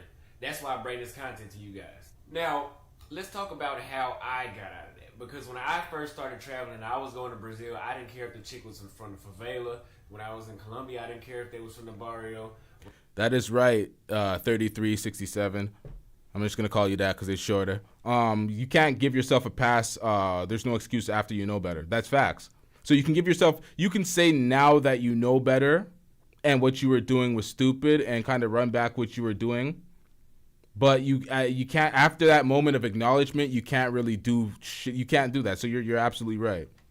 When I was in Thailand, I didn't care about the background. I didn't care about none of that shit because I was still thinking on this whole provide level, and as long as she's feminine and she knows how to cook and clean and all that's fine. Now, again, they are a liability. That comes with a lot. But my standards started to change whenever I was able to take a step back and I was able to meet other men, and I'm looking at the women they're dealing with. I'm like, oh, so what does she do? Oh, she's a realtor. Okay. Oh, she's a lawyer. Okay. She's a doctor. Okay. And I'm looking at the chicks I'm dealing with, and I'm like, hold on, I'm a YouTuber. People notice me in every country I go with. Why is this options better than mine? I gotta change something. And then I start realizing, maybe they were right about the chicks do have to have something going for themselves. Now, this really kicked in for me whenever I went to Romania. And it's not because she's white. Don't give me that bullshit. It's because the chick that I dealt with when I was in Romania had her own car, and she had a good paying job. And she was still feminine. And I was like, wow, overseas, they can have the same thing that they can have back home, and you can get the same experience that you would have got from the chick that had nothing in Brazil. The same chick that has a lot going on for herself in Brazil. And I've had that happen in Brazil on both ends of the spectrum. Now, fast forward, coming back to South America, it even got stronger whenever I went to the south of South America. Argentina, Uruguay. You know what the biggest disconnect for me and the passport bros and the way they speak about women? Even that BMT Travels guy when he kept saying females, he never called them women. The way Auston and certain of them talk about women, they speak about women as if they're a completely different species of being. Like there's these programmable robots that if they have this and this going for them, they're automatically this. It's bizarre. It's like they're not humans. It's like you're almost stripping the humanity away from. It's weird. That's the biggest disconnect. I'm like, y'all are weird. Places like that, Chile. I haven't been to Chile yet, but I'm just telling you guys, places that people really don't go to. In Argentina, Uruguay, I was able to see beautiful, stunningly beautiful women. I don't care what you guys saw in the video. I saw it with my own two eyes. That's all that matters. I only have to prove this to myself. Stunningly beautiful women. and they had their own cars, and these were like BMW i8s, and they had their own jobs, and they were just as friendly to talk to, just as easygoing, just as pleasant to be around, just as entertaining, everything else that we brag about, but they had the same stuff that a lot of women in the States have that are doing well for them. And that's when I realized, and that's when it kicked in for me that, okay, I have this standard now. If she doesn't meet, if she's anything below this, we're not having sex, friends at best, and I'm barely gonna hang out with you. Yes, tough love, don't really care. This is my life. I make the own rules of my life. And you should do the same thing. You should get something that, if you're gonna move overseas and your buying power gets stronger, your freedom gets stronger, your skin gets better, the quality of the food that you eat gets better, everything gets better. The quality of woman that you get should get better as well. Not just in looks, everything else all the way around. Stop fucking just to fuck is really what I'm trying to tell you guys. You guys need to really cherry pick the women you deal with. I don't care if that lowers the amount of... Austin, you are speaking to the wrong crowd. You are speaking to the wrong crowd. That is not for the passport bro crowd.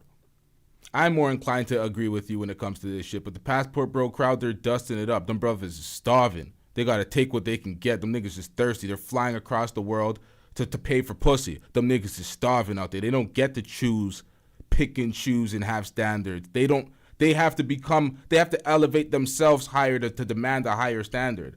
And they're clearly not willing to do that. They're running from their country. So they don't really got that choice. I get the speech and all, but they don't really got that choice. They got to take what they get. That's why Floyd's crying over one of them tour guides. Girl, she showed him around town for a day, said she didn't want to do it anymore, and he's crying to the camera like, oh, she broke up with me. I'm like, my nigga. You're a victim. There we go, CSI. Crying to me, and I'm not having that. Women that you get, cherry pick the amount of women you deal with. I'm just now learning this, and I've been sticking to this, and it's made my day-to-day life a lot better.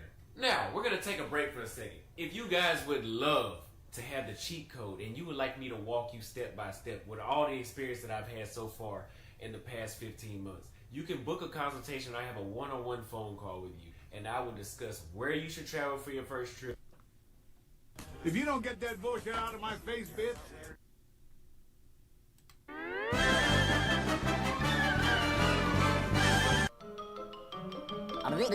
That's all, folks.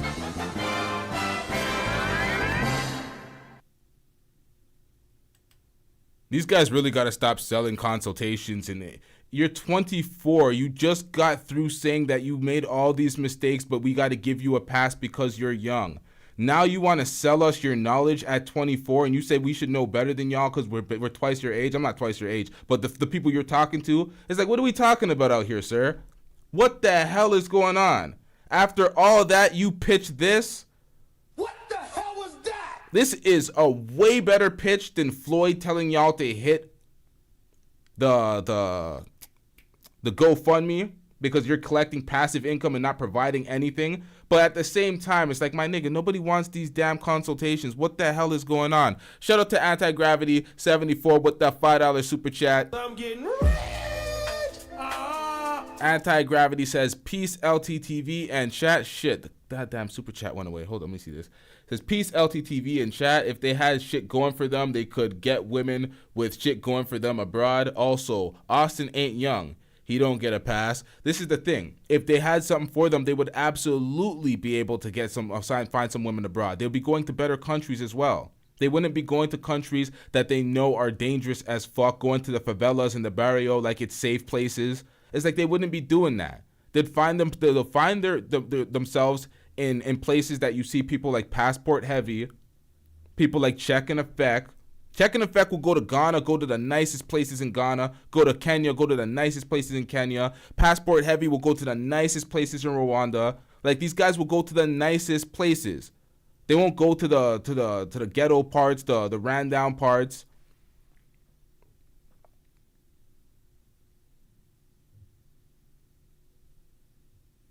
Folks be up in Panama, living it up. These folks are literally going to the same 3 to 4 South American countries and sharing hookers. It's like, make it make sense. Where you need to stay at, what you need to bring, what you should do, who you can hang out with, who you can avoid, everything you need to know before traveling abroad for your first trip, or even if you've already traveled, I can still help you. So if you guys value my content and you value my opinion, do not hesitate, because I have made the consultations available to everybody by allowing people to book a 30-minute time slot instead of an hour time slot, cutting the price in half. Click the link below to book your consultation. Also, if you guys are a member, I have an announcement for you. I have now moved my stuff to Patreon. I've been recording videos every day on Patreon, putting them on there about how to become a... We don't care. Let me tell you, we don't care. And I believe that is all. If you are an Auston Holleman fan, go over to his channel to finish the rest of the message. We are wrapping this stream up. I actually did not get all the Passport Bros robbings and kidnappings in this video. There's going to have to be a part 2. The reaction was relatively long, but we actually have more. There's more folks that I could not fit into this reaction. Hold on, let me see if I can pull up another one of these, because it is bad. It is bad out here. Folks are getting robbed right, left, and center, and it's all in Colombia right now. Yeah, there's a few folks getting yapped in Brazil, but it's definitely going down more in Colombia. So right now it is definitely not, it's not looking good for these folks. So with that being the case, I want to talk about this guy, Dr. Travel. Now, he has a video called I Was Drugged and Robbed in Medellin, Colombia. It's quite a sad story, but I want you to listen to what he has to say, and then I'm going to come back. Hello, my friends. You want to call in? All right, yo, I'm going to do a show. I'm going to do a follow-up show. Let's do a call-in show following this. I don't know what the hell happened to the camera right now, but it is... I don't want y'all to be looking at a pitch black screen. So we'll do the call-in in the next show, but we'll do a call-in. We'll do a part 2. It's Christmas time, and this time it's a kind of different video, which I post because 3 days ago I arrived here in Colombia. It's the first time that I'm in South America, and I was a victim of a drug robbery. So the story was I was chatting with a local girl. She invited me to her apartment with a friend. They wanted to cook a local dish, and I thought it would be a very nice opportunity to meet local people, because I'm traveling solo. I didn't know anyone here, and yeah, I went to their apartment. Everything was fine. We were listening to music, we were talking. I didn't expect anything bad, but at some point they offered me a drink, which was like a soft drink, a pink soft drink, very sweet. I was drinking a few sips, and then after 10 or 15 minutes I lost the control over my body, and from this moment on I have like a blackout.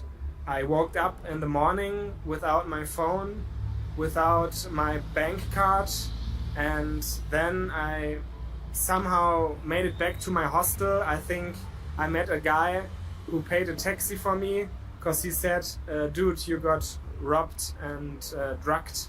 And then back at my hostel, I checked my emails on my laptop, and I saw that they basically stole everything from me.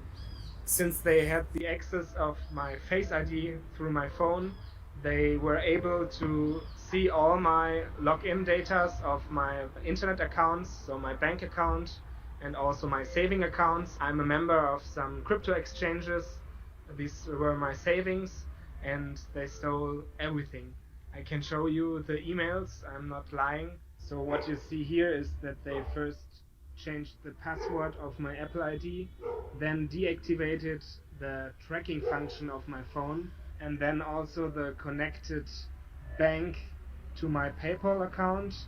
They started to send money over to their PayPal accounts, and then they went through my crypto exchanges like Binance, Bitpanda, and Coinbase, and they sent over all the different kinds of cryptocurrencies I had. At Bitpanda they also sold my cryptocurrencies and sent all the money to their own crypto wallets, and the damage in total is about 15,000 euros. All How do you do that? How do you do that? What the hell is going on? my savings I had, and then at the end they also completely changed. Apex says barrio is a ghetto. Why the fuck are you in the barrio? That's what I'm saying. These guys are in the favela, in the barrio. It's like, what are y'all doing? Can you picture travelers coming to America, being stationed in O Block, paying rent in government housing, in an Airbnb in government housing? You got roaches closing your door for you and shit. You're in O Block in America, and you're talking about, yo, America's crazy out here, man. I don't know what's going on. And it's just like, what are you doing, my nigga? Like, the connected telephone number of my Apple ID. So I already contacted the Apple support service, but since they changed the telephone number of my Apple ID, I'm not able to gain back the access of my Apple ID, which means it's forever gone. They stole everything. I calculated it today. It is around $15,000. So basically all the money I have and my savings. And they stole my phone. And now I'm in the situation where I don't have a phone, no access to a bank account, no money. And I'm stuck here in Medellin, Colombia on Christmas Day. So as you've heard. Now that story was actually fucked up. He lost everything. He lost his bank accounts. He lost all his crypto, all his savings, all of that. His life savings. But why is your life savings with all your crypto, all the earnings you have, only $15K and you're a passport bro traveling? That, I'm not trying to shit. You know what? I'm going to leave that one alone. Nonetheless, it's very fucked up. But this is where he fucked up. Why was it so accessible to run all your information from your phone because you were sleeping? You probably had a Face ID for all your apps. How did they get into everything? How do you not have varying passwords with different types of what's that shit called? Dual, whatever the hell type. Man, he needs better. What the hell am I trying to say? He needs better technological security. He needs better passwords. He needs better authentication. That's the word I'm looking for. He needs all of that shit. Like, you should not be able to get into everything when you're asleep and somebody Face IDs you with your phone. That should not be a thing. They should not be able to run your entire bank, your crypto, everything, change your Apple ID, all of that. Like, you should have better security parameters set up, especially if you're in a foreign country and you're going out to places. Yeah, better cybersecurity. That's it. Sometimes I'd be dusting it up, but it is what it is. It's like, come on, man. What are you doing out here? Leave the house with another phone, a backup phone. Dual authentication. That's exactly what I was trying to say before when I was, I don't know what the hell I was doing. Stop it. Get some help. But let's get back into this. Guys, this young man who came to Colombia was hanging out with some chicks. They gave him a pink drink. And again, they took everything. Like, got his Face ID. Now, I'm just thinking about me being in Africa. I think if I were to lose my phone, maybe they would try to take the mobile money off of it, but they got access to all of his crypto exchanges, sent the money to someplace else. They changed the Apple ID password. They took 15,000 euros from the guy. They wiped the guy clean out, all because he was hanging out with some chicks and basically was trying to just have fun. All of that to just do what? And I mean, lose everything from one drink. And see, that's because that is an organized crime thing. Yo, my Binance password was so hard to get into, I still can't get into it. Man, you stupid bitch. You see, it's not just a random chick coming into your hotel room and stealing some cash from you.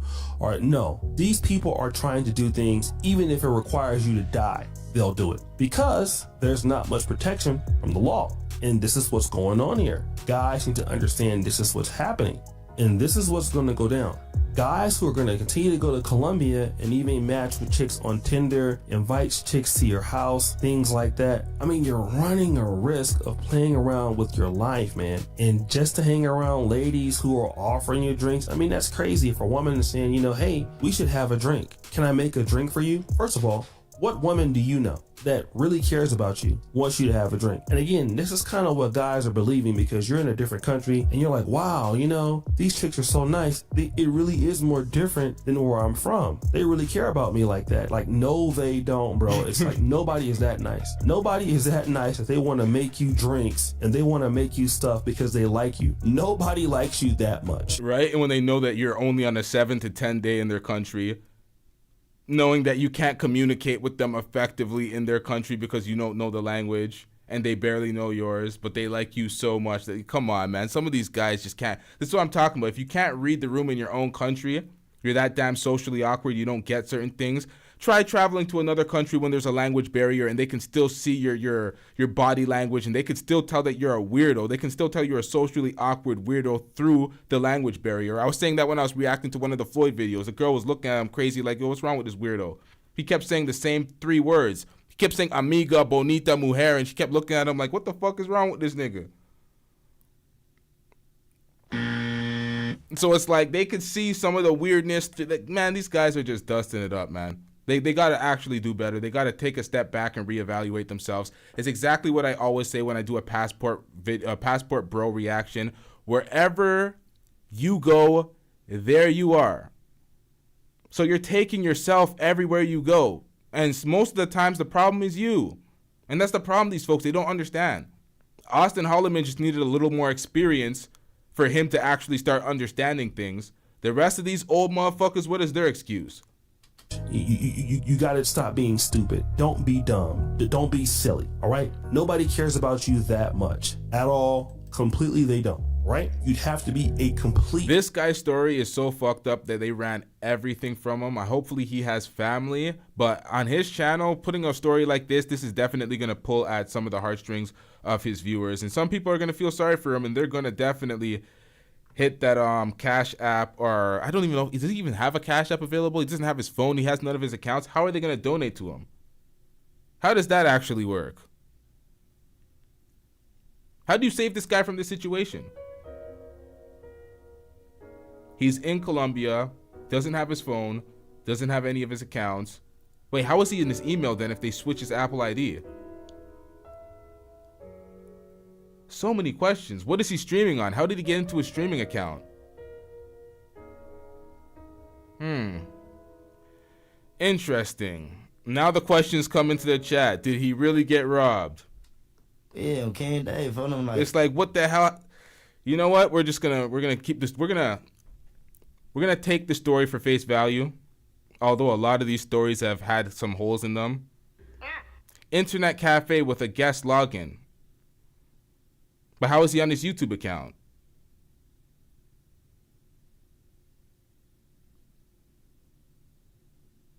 They changed all his passwords. They changed the backup security password so he couldn't get back into his thing. I don't know, man. Fool to believe anything like that, and you need to look out for yourself. You need to look out for your safety, and then you need to be smart about what you're trying to do. Whenever you're in a place like the Dominican Republic, something like that, what you need to do is, I always say this. First of all, don't use your main phone when you go out, all right? If you have a phone that has all of your documents and records. Yep, that's what I was just saying. Shout out to Random University with the $5 Cash App. I'm getting rich.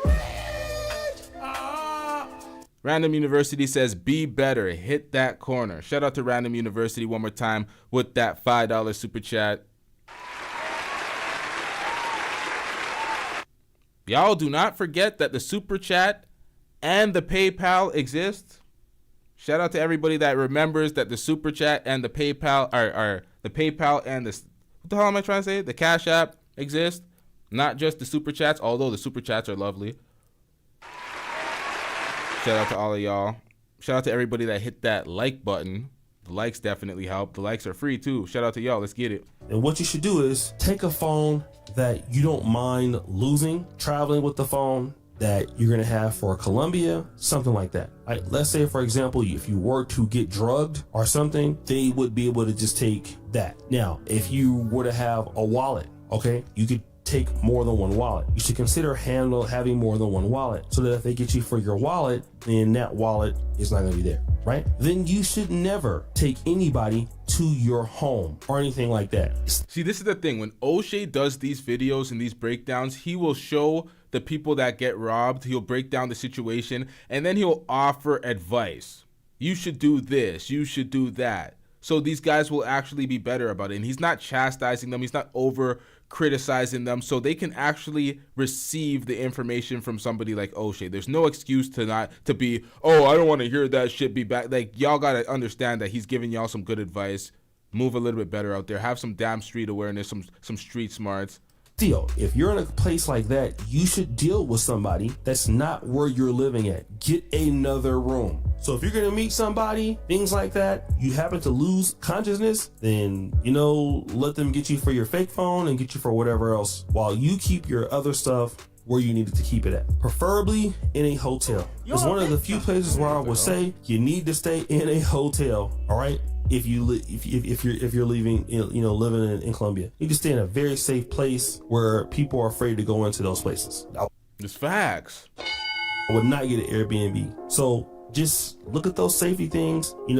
Don't go home with chicks. These chicks, don't meet up with 2 chicks or 3 chicks at once. I've heard about that too. Guys will meet up with 2 chicks or 3 chicks and they'll be like, lined up. Can you bring 2 friends and let's drink? And then, those are the girls that overpower you and rob you and all that other stuff and get all your stuff. So guys, what do you think? It's your boy, Shady Jackson.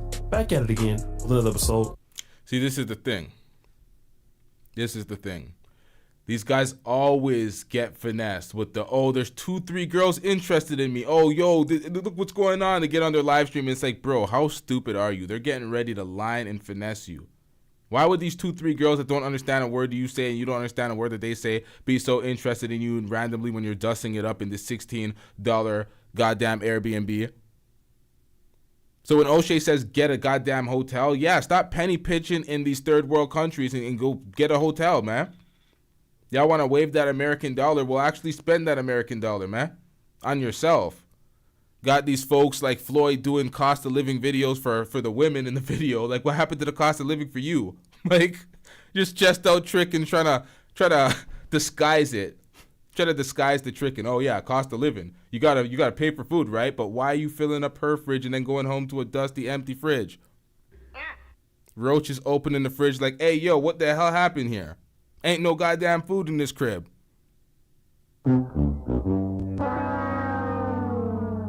If y'all want an update on Floyd, go to Foreign Only. That's Floyd's channel. I'm not reacting to Floyd's shit right now. Floyd's shit is too damn repetitive. It's just get a tour guide and walk around the city not understanding her saying the same 3 words. I don't know if I could do it again. I did the breakdown one time, but y'all got to go to Foreign Only. That's his channel. Y'all want to see Floyd in his live streams. I don't know, man. These guys got to take heed. Stop trying to shit on the folks back in America. Stop trying to act like y'all invented sliced bread or something, like you're doing something so captivating and so elevated above the citizens in your country. Like they're at home dealing with American women. Y'all are laughing at them. Meanwhile, they're laughing at you.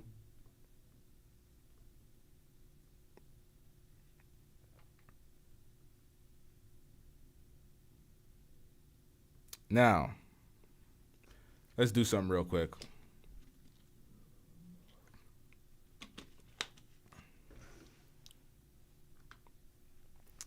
What do we got here? All right. Hold up, chat.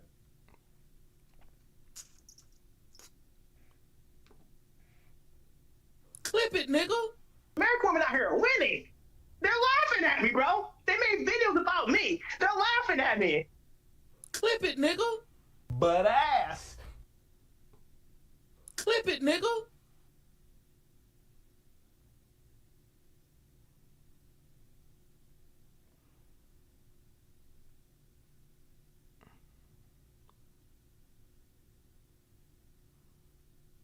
You know what? Nah, I'm not going to do this one. Nah.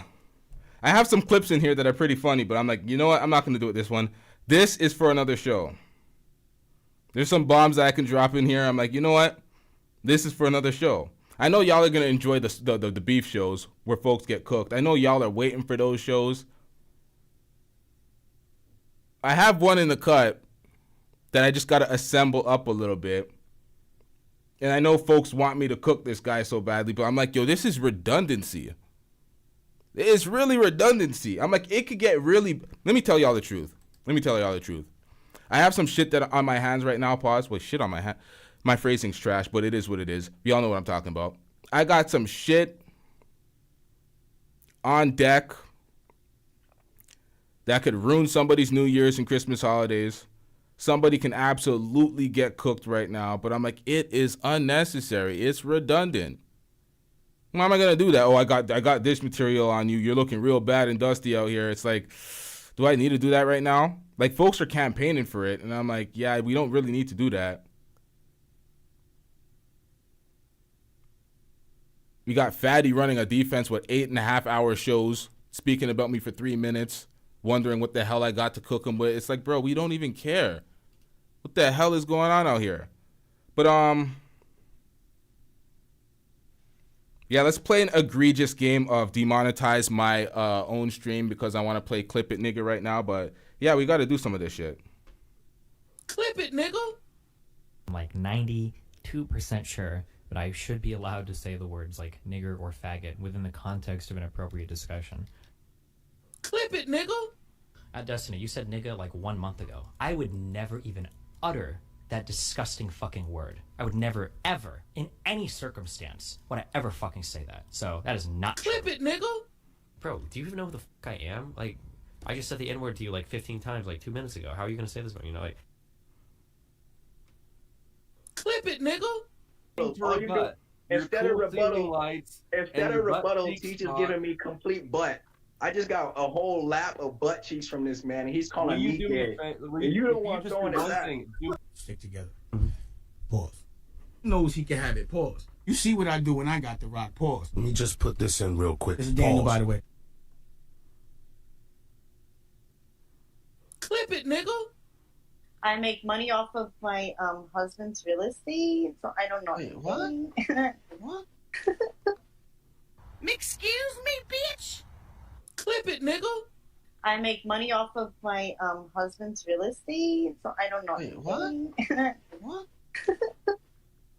You're a victim. Here we go, CSI. Clip it, nigga! Here is my name.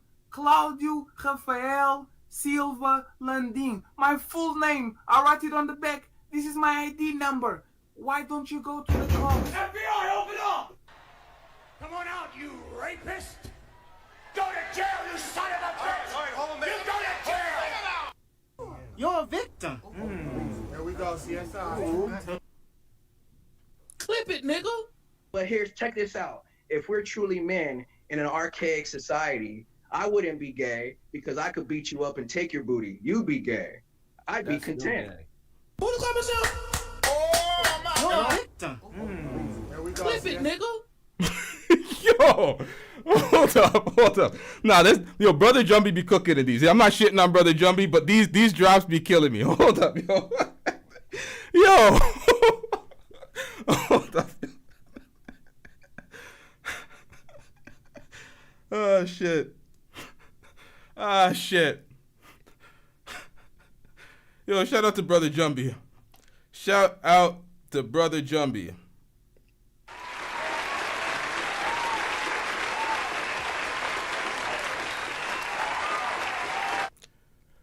Yikes. Once again, another round of Clip It Nigga. All right, let's get it. Clip it, nigga! I'm still on your butt cheeks. I call this standing on Caucus butt cheeks.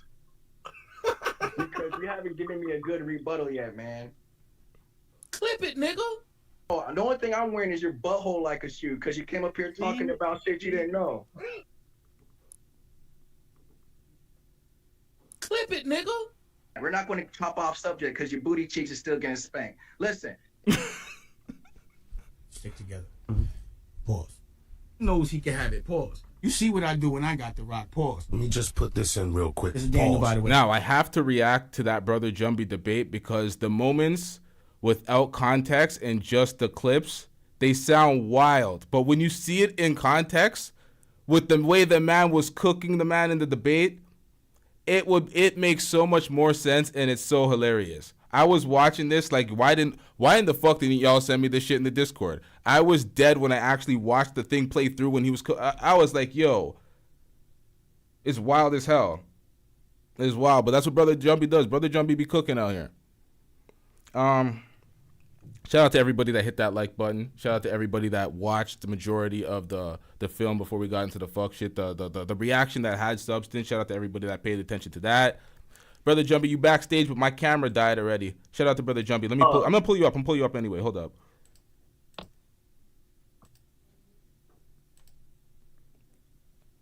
What up, Brother Jumpy? We got Brother Jumpy in the building. Let me play the applause real quick. There we go. All right, Jumpy, what you got on the topic? What's up, bro? Yo, I don't want listen, LT, because I'm learning this content shit, and I want to give a big shout out to LTTV, everybody in the Discord. Whenever I have questions and shit. All right. Long story short, man, LT, you know why I'm on YouTube. You know what I'm saying? Yeah. I ain't out here to be famous off YouTube monies, nigga. I got a job in real life. I'm out here working on a project, right? Been a year back here. And I've been noticing there's a lot of fake motherfuckers in this game, bro. Like fake, like not YouTube fake. Like if you look up the nigga in real life, like Google, you like, yo, bro, you live in your mom's basement. You know what I'm saying? like imagine telling a nigga, hey, bro, don't dox me. It's a bad idea. I'm a retired professional fighter. I train professional athletes across the United States, Canada, Europe, and shit. I know who I am, right? I ain't got a front. Yep. It's my fucking job. I don't really like half the shit I do, but I do it because I get paid. It pays me well. Man, I had this goofy ass, this nigga said he was white or black. He ain't black. His last name not only was so white, it was white, and you're Canadian, right, LT, or from Canada? Yep. So you know what the First Nations peoples are, right? The Yep. indigenous. That's what his last name is. It's those people. That's his daddy. I found his daddy. His daddy was a well-known deadbeat. And then I found out this man's stepfather, who was a black man who kind of looked like me, raised him and let him live in his basement. I said, oh, wow, he's hunting me, and I look like his daddy. I need to remind him. So I reached out to the man's mom on Instagram, and we're friends now. Wait, what? You reached out to his mom, Dukes? Oh, I found his mom. He called my businesses, man. I'm petty as fuck. I will find you.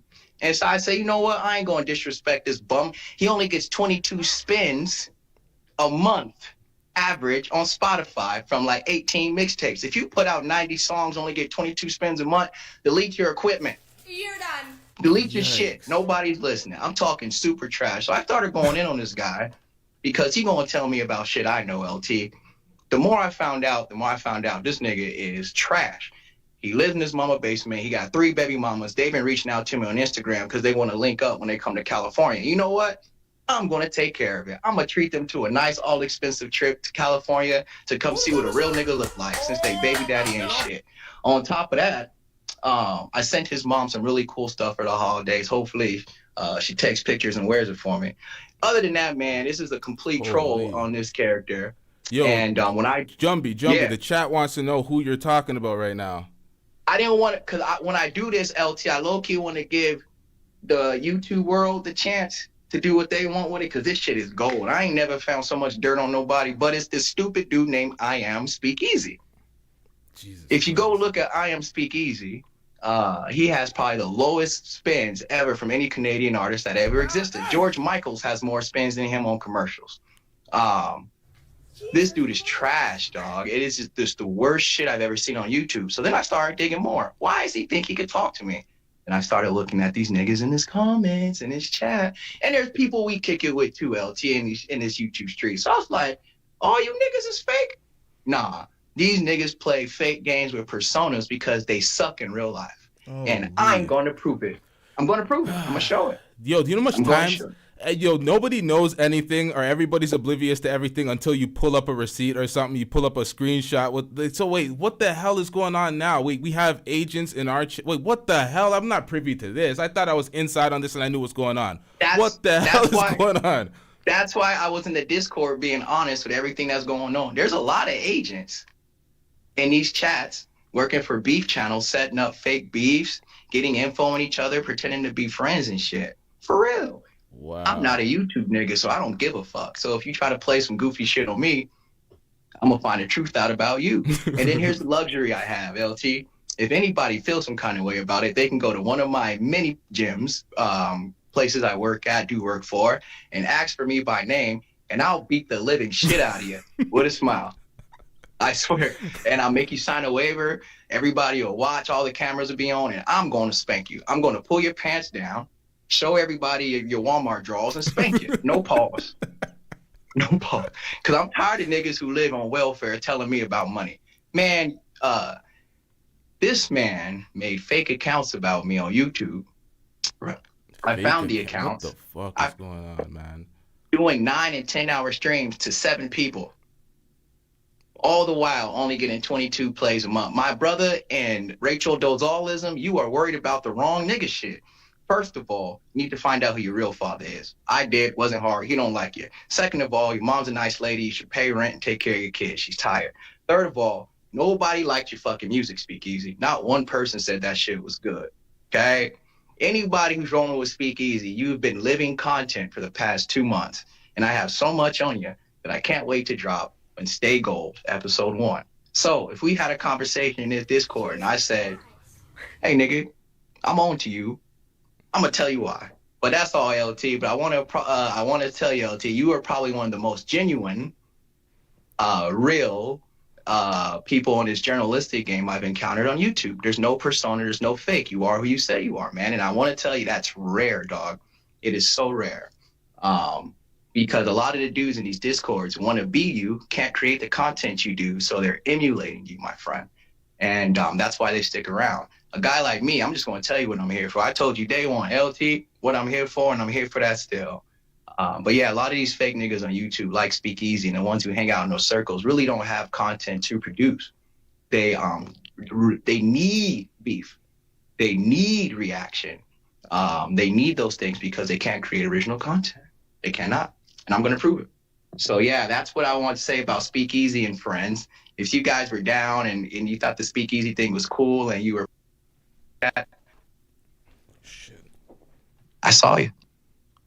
And I want to show how it works, LT. That's all, man. That's all I got to say. But I'm cooking all these niggas, as you've seen. And I confront them on basic things. Like if someone says they know how to fight, LT, and they're talking to a professional trainer, and I ask you, name 5 punches, and you can't, that's a problem. Yep, that's a problem. I was listening to that. I'm like, okay, and you say you didn't want to. I'm like, okay, you're capping, bro. You can name like that's bullshit. My bad. I had my AirPods die. Hold up, I can't hear you, brother Jumbie. Hold up. I don't know about. Hold up. I put in a new headphone because my headphones died. So I lost you for a little bit. See, this is the problem. When you were saying what you're saying, my mind starts thinking again. I'm like, yo, I've done so much of these damn Discord cleanups and these agent checks, and I'm like, there's blind spots again. What the fuck do I need to be privy to now? This is a headache. I think I'm gonna check out of all this shit and just keep creating content because the management of the community is just getting it's annoying now. It's like, what the hell is going on? It's just like we're farming content for other people with this community instead of just supporting each other as a community. I got to look into the particulars of what the hell you're talking about now, because now, as you were saying that, respect for the compliment. It went over my head because I was thinking about so many different things. But it's like, what the hell is going on now? Damn. What I can say from the previous cleanup, because I was new there, right? Yeah. So when you were saying what it's going to be and what it has to be and moving things around, I noticed some things. And know who else did? And I don't know if she want me to say her name on stream or not. I don't care. You can be mad at me, girl. Lee was correct. Lee is 1,000% correct. That whoever Lee is, whatever that woman knows, she has not missed. I can validate it. She hasn't missed. Has not missed. So a lot of the people are befriending each other just to later come back and create smoke and content channels to like mess up their momentum. I've noticed that people aren't who they say they are. So when I exposed them and looked at them, all it is easy for me to do it is just look up the first and last name. That's it. That's it. And then when everything comes, you can just look at the content and tell truth from a lie. So with that being said, man, yeah, you guys got to keep that journalistic integrity up because some of us are petty as fuck and don't forget shit. And I hate a liar. I hate a fake, and I hate when somebody tries to play me like I don't know what the fuck I'm talking about. So with that being said, LT, I appreciate you, but stay gold. The first little is going to be some truth, some funny truth, man. So I hope everybody's prepared for that. Yeah, we're waiting, That's man. it. I want to see that. I'm already amped for that. I want to know what's going on, man. Definitely share that in the Discord. I learned about bots, doxing. So I told you I was trying to understand YouTube. I learned about bots, doxing, DDoS attacks, fake accounts, alts, TOS, ways to manipulate TOS, ways to create different accounts at the same time. I watched all this happen because they were trying to hack me and dox me, but my wife is a cybersecurity specialist. So I saw it all. And so now it's like, damn, that's how you guys are playing over YouTube money. You niggas ain't making enough to buy McDonald's. And that's how bad y'all. This is filthy work out here. This is filthy work out here when they're doing like that is. This is like chemical warfare type shit. It's not even, you're not even playing fair anymore. It's like that's where you're going with it. Like that's not even cool. Like what the fuck is going on? I think we actually have to have a conversation and a conference in the Discord. I think I'm gonna have to have a mod conference or something and pull a meeting because I'm like, what the? This was just a funny episode where we're pulling up drops, laughing at shit, and what the hell did this turn into? Yeah, like, that's why every time something weird hits me in the Discord, I just put it up front. I say it out loud. I don't play shadow games. Yeah, let's talk about it. Let's talk about it out in the open where nobody can hide and be duplicitous. Yeah, it's facts. Yeah, and in that pursuit, I found everybody who was duplicitous, and because they're used to me just roasting and talking shit, them niggas didn't see me coming. They didn't respect my intellect, man. I told everybody this whole thing is me learning YouTube from the jump. I told everybody this account was my research account, and I told everybody I had an editor, a camera guy. I told everybody I worked in commentary, sports media. I got a project, and it was so egregious what I found that it made me pivot directions. It was so egregious because I was like, I remember I called you, LT. I said, yo, I don't think I understand what the fuck is going on with YouTube.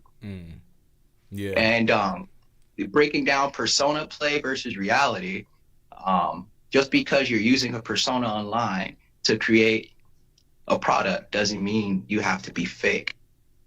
That's right. And that's what I'm finding, a lot of fakes. But yeah, man, I can't wait to roast. I don't want to give too much, but LT, I will say I will have some cool content for you, man.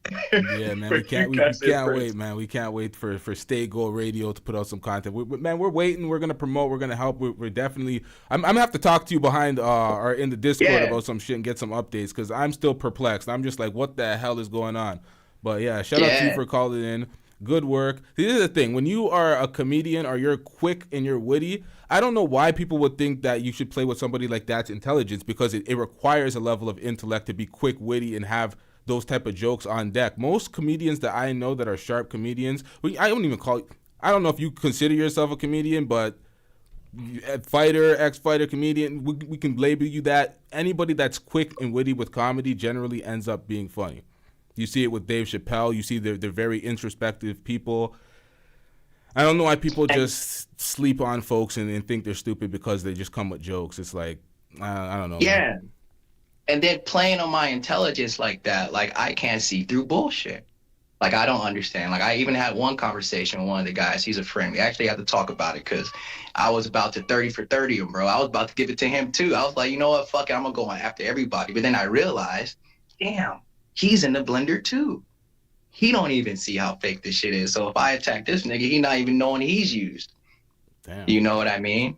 And so yeah, I just took myself away from those discords, kind of got rid of the distraction of them, stayed in the ones that actually had meaningful content and just watched how these people moved while I was documenting. And I was like, yo, I don't like YouTube.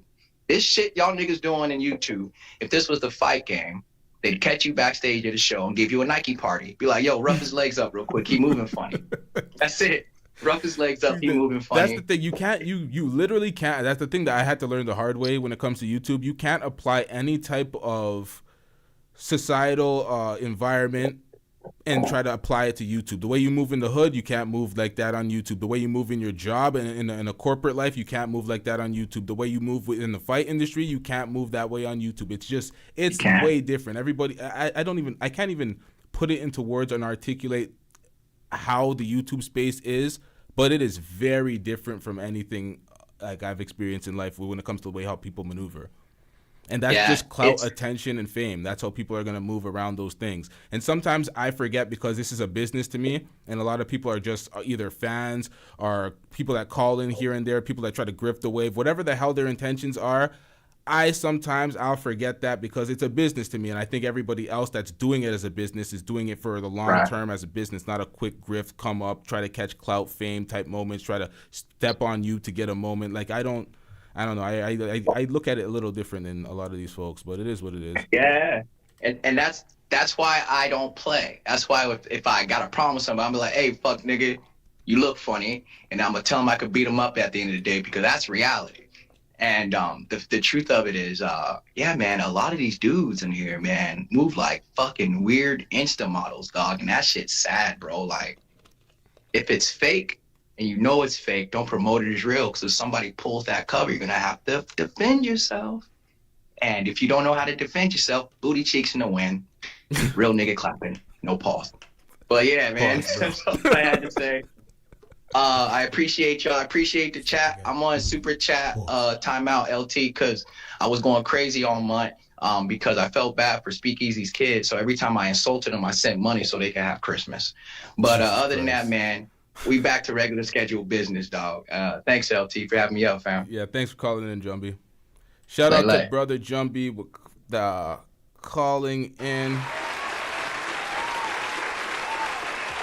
All right. We're going to wrap this show up. I need an update of what the hell is going on and who the hell is an agent now and what the fuck type of fuckery is going on backstage or behind scenes, because I'm not privy to this. I'm behind on this one now, so damn. More drama. This is what I'm talking about when it comes to checking out of the Discord and certain community things. It's like we've seen this with No Jumper. We've seen this with various other platforms. Sometimes when you're trying to cultivate a community, you got to do everything the right way. What did I miss? Let's see what's going on in here. Damn. Shit.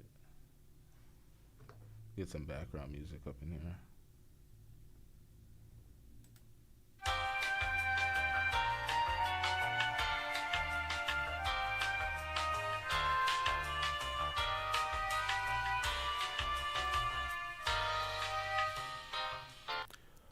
Yeah, Faded Blaze, you said link to Jumbie page. Can the mods link to Jumbie page? Jumbie's page is Stay Gold TV. Or Stay Gold Radio, my bad. Let's see if I can find that in the chat so I can share the link. Who else has the link? And any mods share Jumbie's channel. Jumbie's going to be putting out some content soon. See, I don't know I don't know about the beginning of what happened with Jumbie and Speakeasy. I don't know how it started. I thought they were cool at one point. I don't know. I don't really know anything about Speakeasy, to be honest. But hold up. Where's this link? Hey, yo. Oh, there's Brother Jumbie. Okay, I can probably share your channel that way. This is taking forever to update. Hold up, chat. I'm going to get this real quick. Got to promote Brother Jumbie's channel. I want to see what the hell is going on, and we're going to have some conversations in the Discord following it too, because, yeah, man.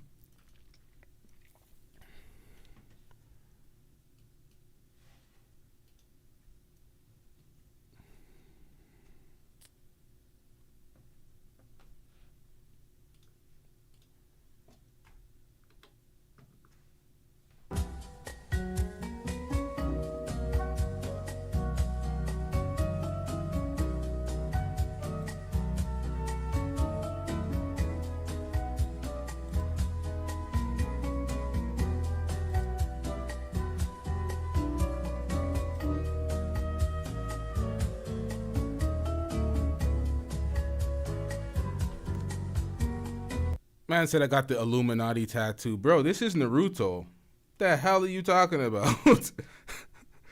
I got anime tattoos.